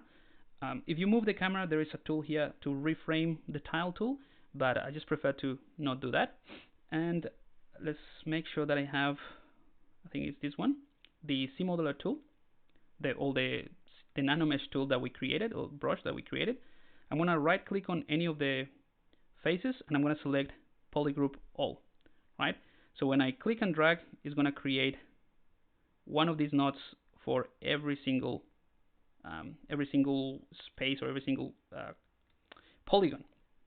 What's great about this is, like, if you can see, I'm going to scale it this big. You'll see that this side is sort of getting out of the canvas, but it's also being duplicated here. So it's perfectly tileable. All right. So that's it. If you don't like the way that you drag this, you can just click again or click again. Every time that you click, ZBrush is going to reset the nanomesh. So let's just do something like that. And that's what I meant about the pattern. You see, just very simple, 2 rings put together. This already creates a nice tileable pattern. So let's have a look. So once you have this, you can go to the nanomesh palette, right? And you can play with all these settings. So I'm gonna maybe change the size, make it really, really thick. You can play with the rotation, right? So you can create a bunch. This is what I meant about creating a bunch of patterns. I'm gonna set it to 90 degrees, maybe scale it a bit more. And this is going to be my first pattern. You can also increase the H tile, V tile, and that's just going to, that's just going to change, you know, how the pattern looks. So this is another pattern just by changing this slightly. All right, so I'm going to set these. Okay, remember these settings, 5 and 3. We're going to do something else with that. So the first one that I want to do is very simple. We are going to, with this, without doing anything else, we can go back to the nano tile texture, and here we can determine how big the map that we want to generate is going to be. So I'm going to set it to 124. That's pretty decent, and we still have like 10-15 minutes, so I'm happy to show you a few more patterns, but this is the idea, that it's very very easy. Now I want to generate the height map. So these are switches to generate maps out of these. You can generate the ambient occlusion, best preview render, bomb, best, everything. You can even have poly paint in the actual meshes that you insert, and in the back, or kind of like in the background that we use, or the plane that we use to insert this. And yeah, you can just use the albedo map, but in right now, the only thing that I'm interested in is the height map. Because this is the one that we're going to use as an alpha inside ZBrush to generate that pattern in the sweater that we've been creating. So I'm going to leave this height on, like I said, 124, and I think that's it. I mean, there are a few more other options, but I'm just not going to go through that, so that just to show you that it's very simple. So let's go ahead and create the seamless map. So I'm going to click here, and it's going to ask me where to export them. I'm going to click on that, and here on my second monitor, I'm just going to create a folder called tiles. And in this, I'm going to give it a prefix. So I'm going to call this knit1. And I'm going to click OK or save. And as soon as I do that, ZBrush is going to, well, the plugin is going to do its thing. And it's just producing that map. All right, that's it. That's all you have to do. So let me bring in. I'm going to show you what it created.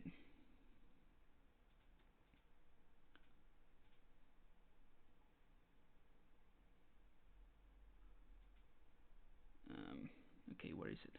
Where did I put it? Oh, okay. It's a Photoshop file, so I won't be able to show you until I open Photoshop. So, all right. So that created one pattern. Let's go ahead and do a couple more patterns to save different images, and then I'll show you how to apply them. So remember what it was? I think it was 3 or 5 here. The one that gave us, yeah. So 5 and 3, 5 in the horizontal tile and vertical 3, but we can increase the size a bit more so that they get a bit closer.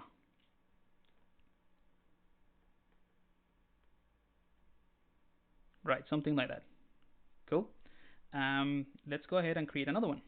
So I'm just creating seamless maps, really. So create a seamless map. Yes. I'm gonna save this as number 2. Enter. Done. ZBrush just created another one. Let's go ahead and do a few more. Just with the same, remember, I'm using the same mesh or the same nano mesh. I'm just tweaking this. Let's create something a little more random so it doesn't look as perfect. We can go ahead and use the offset. So for example, the offset in the y-axis. Yeah, so this is the one that offsets in the y-axis, or like vertically in this case. We can increase this y offset, and we can also increase the variation. So these sliders here on the right hand side of the nano mesh are to variate whatever is on the left hand side. So let's variate that. So you'll see just shift things a little bit, and you can create kind of like little holes as well. I'm gonna also offset it in the X very bit, just a tiny bit, very subtle. So let's, oops, that's too much. You'll see that very quickly generates a much more natural pattern that is not perfect, right? We can also, what else we can do? We can also, maybe we can rotate it in the y-axis. I always struggle to figure out which axis I'm looking at. So the y-axis is the vertical. So if I rotate it, you'll get this effect. So I'm gonna do it. I'm gonna variate it very little. I'm just gonna do number 2 and then variate that amount just a tiny bit. Okay, so that's another pattern. So let's do that. Let's create another seamless map.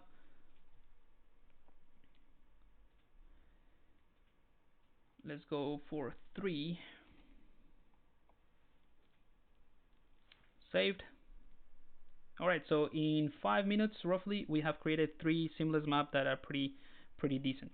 Now I'm going to show you another technique. So if I go back to my nanomesh, well, it's not a different technique, it's just an added bonus to this technique. So I can go ahead, for example, and just if I click and drag, it's just going to reset all the settings for a new nanomesh tile. So what I want to do is integrate 2 different nanomeshes. Okay, so let's just delete the nanomesh. So this is just the normal plane that is being used. And what I want to do probably is to actually, let's zoom out a bit. And I just realized that you guys probably this is better for you. I had it like right in the center. Right, so I just moved the canvas. I didn't move the actual camera. I moved the canvas. So what I want to do is holding Alt. I'm going to tag just a few lines of these polygons. Maybe just this one and this one, right? And that way we have a gap of 2 polygons here and one here and one here. So when it gets tiled, it becomes just 2, 1, 2, 1, 2, 1, and so on and so forth. Now for this that I tag with just the Alt key, remember that the nanomesh brushes are actually series measure brushes.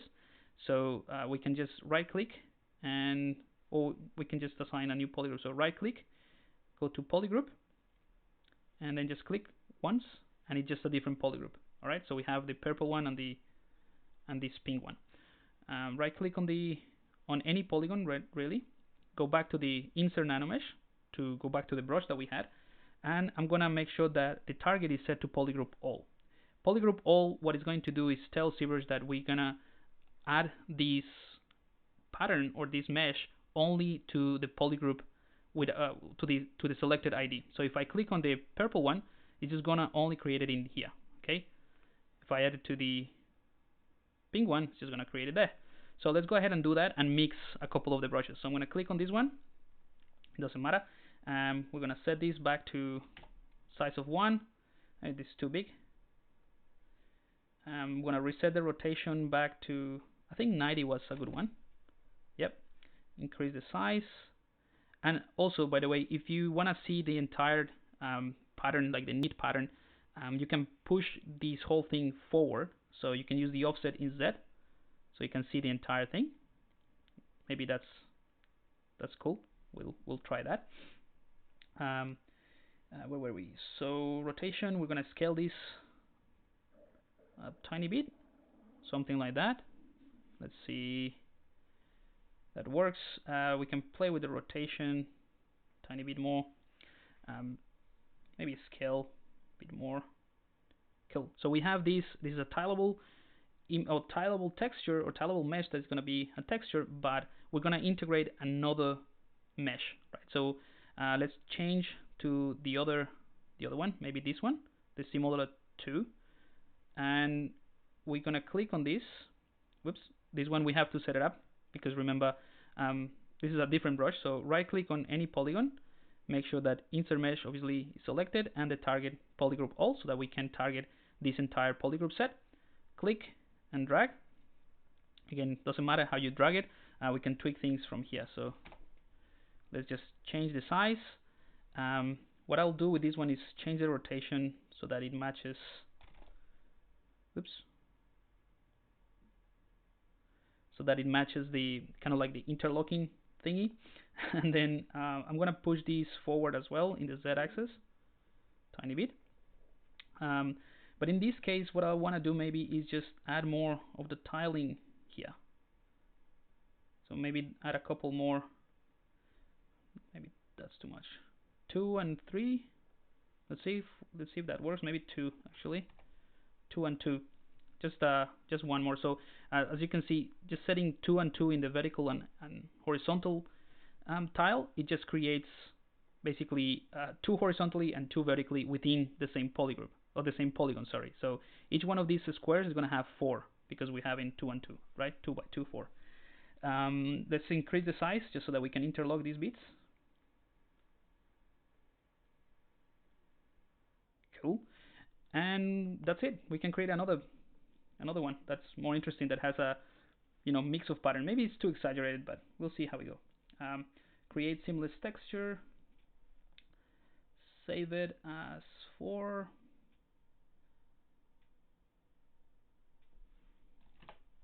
So I've created 4 textures so far. Cool. All right. I'm going to show you another technique that you can apply to this as well. That you can generate a pretty interesting result. So let's say that you like this, but maybe let's just increase the size of this one. Ooh, this is an interesting one, right? So let's say that you like this one, but it's not really interlocking the way that you want it to for some reason. What you can do is you can actually edit the little mesh that you are insetting. So in the nanomesh palette, you have this edit mesh thing, right? if you click edit mesh, it's just gonna bring in this mesh just by itself, and then you can tweak it, right? I'm not gonna tweak it just because I don't want to change the camera. So if I go back here, I don't want to mess this around, and I actually like or don't mind this pattern. But what I like to do is generate a bit more variation in these tiny ones, or in this tiny pattern. So in the, let's see, height. Yep. So I'm gonna increase the height a tiny bit. Yeah, and increase the variation a little bit, and then I'm also going to play with the rotation. Not this one. That's 0.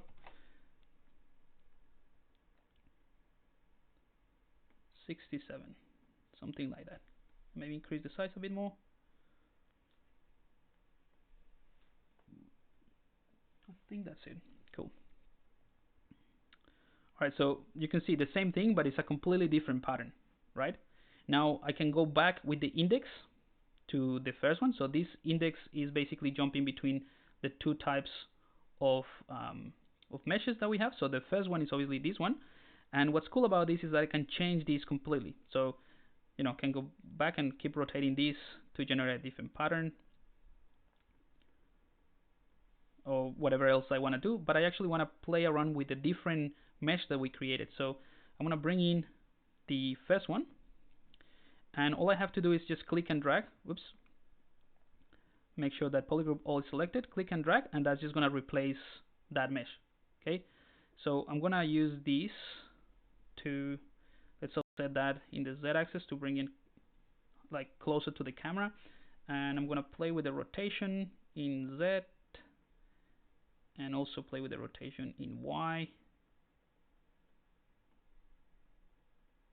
Just going to try to find a good way to interlock these ones. Maybe like that. So again, this is just kind of like trial and error and figure things out. I'm going to scale it, and we're going to tile it 2 and 2. See what that gives us. Alright, so that's another interesting pattern, right? So that's looking good. Let's go ahead and do another one. And this is probably the last one I'm going to do, but I just want you to have a look and see that how easy this is. And the meshes that we use are pretty simple. That's it. All right. So I'm just actually going to create one more. I'm going to assign a single polygroup, and that obviously get rid of the nanomeshes that we use. But I just want to create a more random one. So I'm going to create. Oops. Select the nanomesh one, polygroup all. I want to drag this in. I want to, just to show you how easy it is to tweak these things, you can increase maybe the length. Just reduce everything a bit, increase the length, and change the variation of the length, right? And I'm going to create a completely different pattern just with the same object. So one thing we can do is increase the tile significantly to maybe 6 and 6, right? I'm going to push this forward with a Z offset, increase the size. Maybe this is too much. We can actually tile it later. Less 3 and 3 should be okay, right? Increase the length and the variations on length, and we can rotate things around a tiny bit, use the variation as well,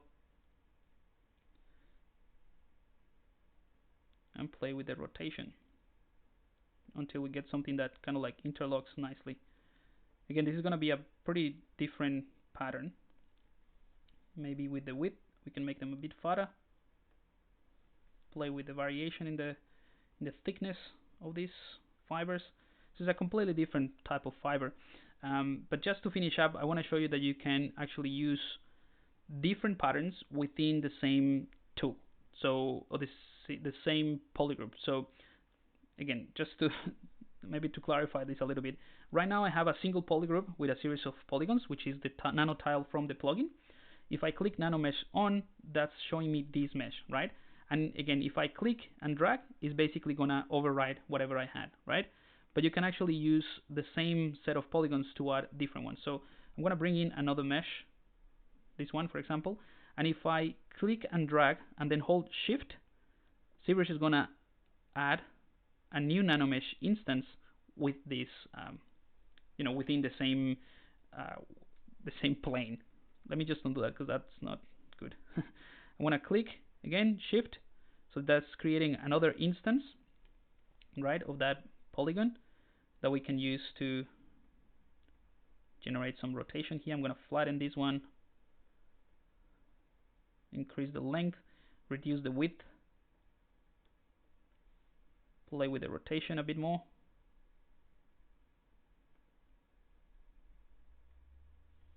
And the size. So this is, I mean, it's so easy that it's just really fun to try to find, you know, different ways to interlock these patterns, all with nanomesh.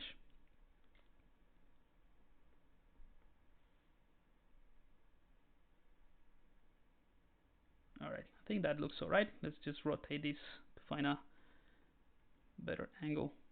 Something like that. I'm gonna push these back like so. So this is kind of like a more random pattern. Let's create that mesh, and I'll show you how to apply it. Nuk Funu. I'll show you how to apply it in just a second. So I created 6 patterns, right? We have about, it's already 11 for me. Gotta wrap it up.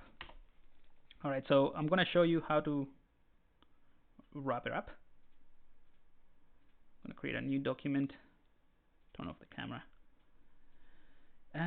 Let's select our mesh, drag it into the canvas, and let's apply those meshes. Okay, so what we have currently are 6 different maps, or like these patterns that we created very easily, and we're gonna apply them to this mesh. So there are 2 ways to apply it. One would be to actually, well, actually, I'm gonna just show you the easiest way, because that's probably the one that you're going to use anyway. So what we need is an object with UVs. So I'm gonna go to the C plugin as well, and I'm gonna use the UV master. So the UV master allows us to create the UVs very quickly here in ZBrush. So I'm gonna click on work on clone, and that's gonna duplicate this mesh in a single subtool. So we have our original here, and we have a clone of this in the lowest subdivision. Because we have these polygroups, that's great, because now we can tell ZBrush that we wanna use, let's do it here. We wanna use symmetry, or in this case, we probably don't need symmetry really, because it's an asymmetrical model, but we wanna use polygroups. If we leave this switch on, ZBrush is gonna look at every different polygroup, and it's gonna split it into different islands. So I can unwrap that, and that's it. We now have UVs. We can check how the UVs look by flattening. Just click on this flatten. These are all the UVs ready. This one might need a little bit of work, but this is actually from the geometry. I didn't spend much time fixing it. Let's unflatten it, and I'm gonna copy the UVs and go to the model that I'm actually working on with the high subdivision level, and I'm gonna paste UVs. So now that we have UVs, it's gonna be very easy for us to apply those images, or these alphas that we created in nanomesh, as a pattern using the surface. All right, so again, just to do a quick recap, the first step would be to set up the mesh that you wanted to, like I have here, like the close. Create UVs for it, so that you have a nicely laid out UVs.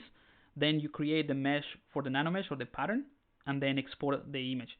So once you have those two, a mesh with UVs and a black and white image, you go back into ZBrush, or you're still in ZBrush, but you go back to the working mesh, open up the surface palette, and this is the surface noise.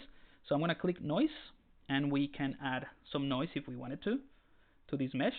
But here at the left bottom corner, we have alpha on and off. So if you click on that, it should bring up a, let me bring it here. It should bring these, so we can choose. These are all the alphas that we created. So let's start with the first one, see what that gives us, the simple one, and click open, right? It's a little bit fainted, but you'll see that the mesh, the alpha is in here, right? So what we need to do in ZBrush is maybe scale the alpha. Actually, before anything, you'll see there are some switches here at the top. We have 3D, UV, and noise plug. Noise plug is pretty cool, and I've done some streams in the past using this. 3D is basically using the 3Dness of the model to project the noise, but the one that we need is UV because now we have UVs. So basically this pattern is going to be laid out in the UVs, so it's going to respect those seams that we created in the sleeves and so on. But now you cannot see it because there's no enough strength. So I'm going to reduce the mix basic noise, so that way we don't have any influence of the default noise that comes with the surface noise maker. I'm going to take the alpha scale, and actually let's move the strength so we can see the pattern, and you already can tell what I'm doing here, and then change the scale. Okay, so you'll see it's being applied to the entire mesh based on the UVs. So if I get closer to the seam area here, you can see a little bit of the the cut, but that's the way it works, and you can then go ahead and fix it, or just play around with the sculpting. So let's play with the strength. We can turn this REL switch on, and that's just gonna change the method of whether it's I'm not entirely sure what this REL stands for, but it's kind of like changing from bump to more like a displacement in a way. I mean, that's not what it's doing, but it's just an easy way to understand it. Right, so alpha scale. So this is a nice one. You can then go ahead and click OK. And if you look at this, it looks pretty detailed. It looks pretty good, right? So that's one way to go about it. Let's go ahead and duplicate this. I kind of like this. It's very simple. I wanted something a bit more messy. So let's duplicate the entire mesh and work on this second, or duplicate, that has exactly the same UVs and everything. And let's go to the UVs, click on alpha, and I'm going to select the last one. You see the last one is a little bit more messy, right? Which is kind of interesting. We can play around with the scale again, make it smaller. I think that one is pretty cool. Let's click OK. And let's duplicate. Let's do another one. How much time do I have? I'm gonna do a few more quickly before I go. All right, edit. Cool. This one I'm gonna choose. I want to choose the one that has, I think it was 5 or 4. I can't remember. Yeah, this one, the one that has like 2 different patterns. They came out pretty nice, right? Remember, this is being applied based on the UVs. So the reason I wanted to show you this one is because, for example, the sleeve here looks great. It has like a nice flow, but the torso and this other sleeve are not working perfectly fine. And that has to do with the UV. So if you want something to be lined up perfectly fine, you will have to either apply one mesh or one noise at a time per polygroup, or you have to lay out the UVs perfectly fine so that they work. Okay, so I'll show you what I mean in just a second. So let's say that I want this, the one on the right, on the left works pretty good. Maybe increase the strength a bit more, change the scale. All right, let's say that I'm happy with this. Oops. Oh, what did I do? Oh, there we go. Let's say I'm happy with this. I'm going to click OK. And this is just a preview. We haven't applied anything, so can turn it on and off. And then what we can do is just change how this noise is applied. So the only thing that we will have to do is apply the noise per subtool, or per, not subtool, sorry, per polygroup ID. All right. So if the only one that I want to keep in this case is this sleeve, right? I want to make sure that I have enough resolution. 4 million polygons should be enough. It's not going to be as detailed as the noise plugin, how it looks in this case, but I'm going to hold Shift and access this polygroup. I'm going to make sure, I'm going to make sure that I only see this polygroup, right? Remember that we still have the polygroup, so I just isolated this one. I'm going to mask it, right? Go back to everything visible, invert the masking, and this is the great thing. So the noisemaker will respect the masking. So now that I have this masked out, I can go ahead and apply the noise to the mesh. Yep, I'm doing it to the third one. So apply to mesh. You'll see it's not going to be, super detailed because of the amount of resolution that we have. I mean, it's not too bad. From the distance looks alright. If you want to have more, you want to be able to see more of this, you probably have to subdivide. I just noticed this area here, so I'm going to undo that because I want to keep this as well. So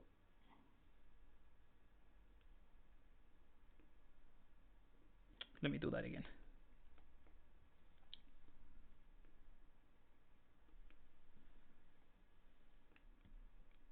Alright, so now let's invert that noise and let's apply the noise to the mesh. And this is just to show you another another method to work with this. So now this is an actual geometry, it's being displayed, it's not a noisemaker anymore. And now what we can do is work on the other side. So let's clear everything. Let's clear the mask. Select this one. Not this one, sorry. The other sleeve. And I'll probably only have time to show you this one, and that's it.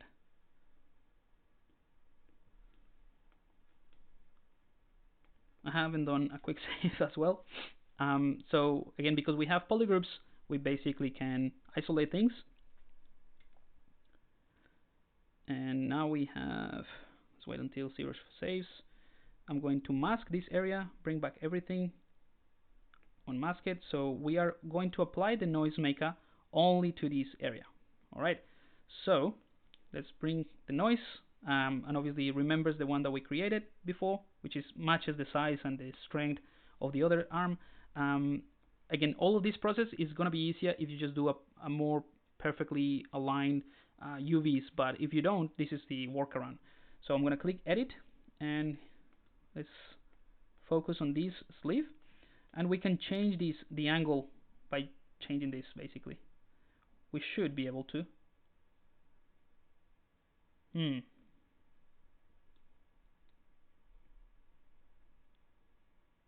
should be able to change the angle of the map. Maybe it's not working. Interesting. Doesn't matter. So that I thought that would be an easy way. The other way would be to just simply go back to, let's clear the mask. Turn this off.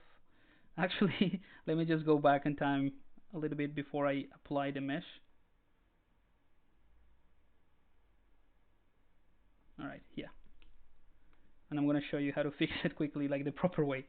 Go back to the mesh that we use to create the UVs. Go to the UV master plugin and click flatten. And these are the sleeves. So one of them is working. No, sorry. Which one is the sleeve? Now I don't know. I think this one. I don't know which one is the sleeve. Let's just check. Yeah, the blue ones. Right, so we could isolate this and rotate it. So, for example, the body, which is this one, we can actually bring the gizmo,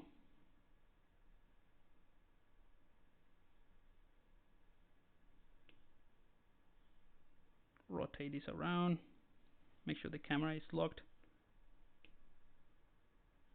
So this makes more sense like that. I think this, we will have to isolate these ones.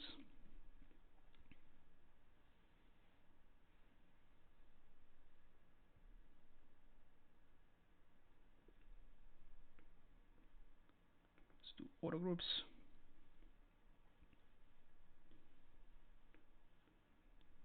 I think this is the one. I might be wrong.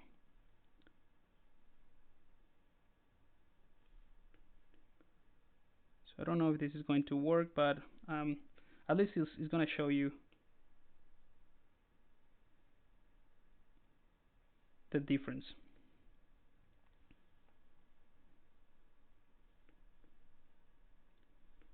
So this is a bit of a boring process here, just to manually set up the islands, the UV islands.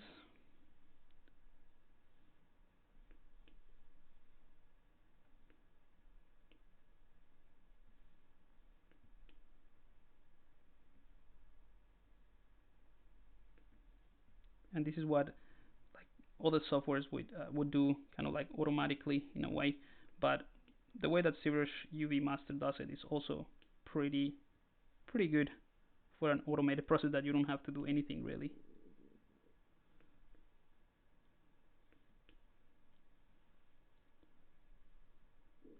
Alright, let's say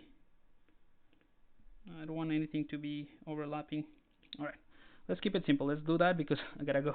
Let's unflatten, copy the UVs, go to the working mesh that has already the UVs applied, and I'm gonna go and paste the UVs, and you pay attention to what's gonna happen with the pattern. I'm gonna paste UVs, and that's it. So it fixed it, kind of. So it fixed the front part, but I think the arms were the ones. Let's just do it again quickly. I think I still have a bit of time. So let's flatten this, bring the gizmo, so we have to rotate it almost 90 degrees. Auto groups.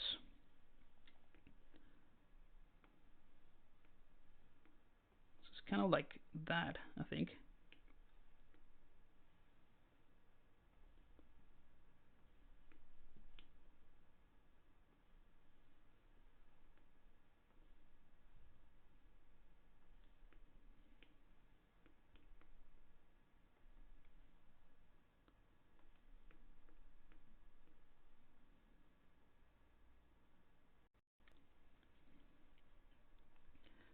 Hopefully this one is going to work. Not entirely sure, but I think I showed you what I wanted, which is just that it would work if you spend the time, making sure that the arrangement of these polygroups is more optimized than what I have here.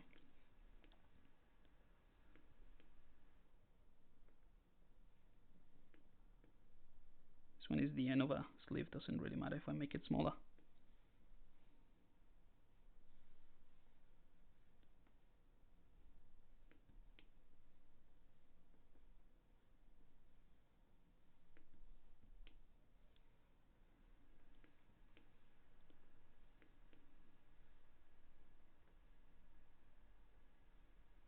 I'm gonna have to scale this down slightly. Hopefully it's not gonna change things too much. If you change the scale of in the UVs, it's gonna affect the size of the pattern later on. So hopefully it's not too bad. Alright, so unflatten, copy UVs, go to the working mesh, and again, pay attention to what happens to the pattern. Hopefully that fixes the problem with the sleeves. So paste UVs, and let's hope for the best, because I think the rest of them are working. There we go. That's pretty cool. So now we have a more, a better distribution of the pattern just because of the UVs, and that's it. If you wanna enhance these even more, you can use fiber mesh to add like little fibers, fluffy bits every now and again. But just to do a quick recap, we have this one, we have this one, we have this one, which are pretty decent patterns. This is pretty, basic. This one is kind of like more interesting pattern that looks more messy, but this is definitely the one that I wanted to create, or the one that I was hoping to create, a bit more messy and interesting. So you see that kind of like overrides that, and this is still a noisemaker, so it's just it's kind of like a preview, really, right? So when you do a render, let's do a quick render, is going to appear in the render. In fact, if you have the ZBrush to Keyshot bridge and you want to render in Keyshot, yeah, you can just send it with the preview without applying the mesh, and Keyshot is going to recognize it, or it's going to apply it as a displacement map. So there we go, guys. I think I'm going to have to wrap it up. I went way over the time limit, that I had, and I actually have to go. So let me just do a quick check how to apply this. Excellent, magic, cool. Watching Pablo like going to a magic show. Ta-da. Hello from Peru. Monster Kaiser. Hey man, how's it going? Yeah, I don't know. I don't know what happens with the change angle, but you should be able to do it fairly quick. Amazing workflow. No worries. Glad you liked it. Is this Is this the type of subject you cover in your course? Uh, Not necessarily. As in, we don't do this type of patterns. This is just kind of like one little workflow that is part of the much bigger course. So in the course, I would go through. So the course doesn't stop in ZBrush basically.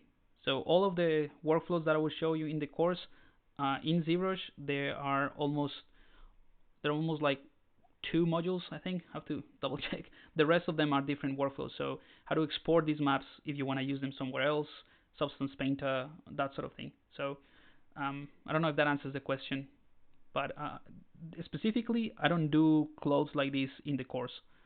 It's a different process, but I do show you the workflows to create whatever you want. That's the whole point of the course.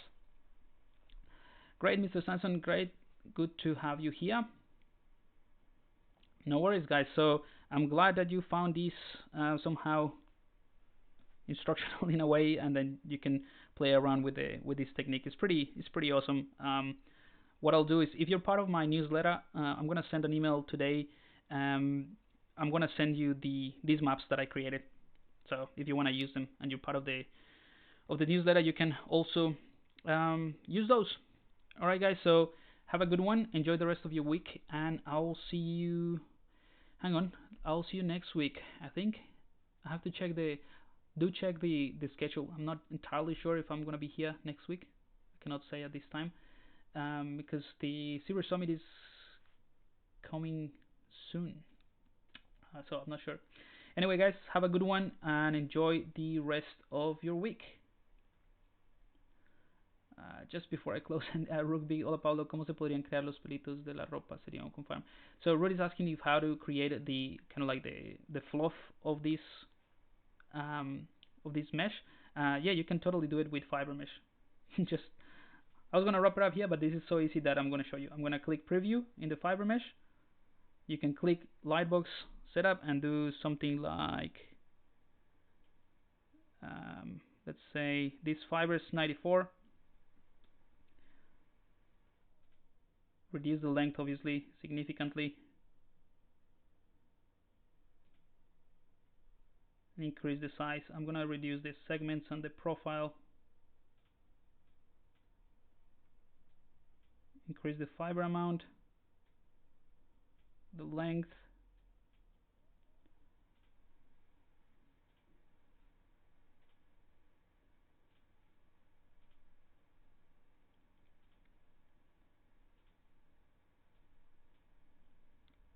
Right, I just changed the color. Yeah, so that's it.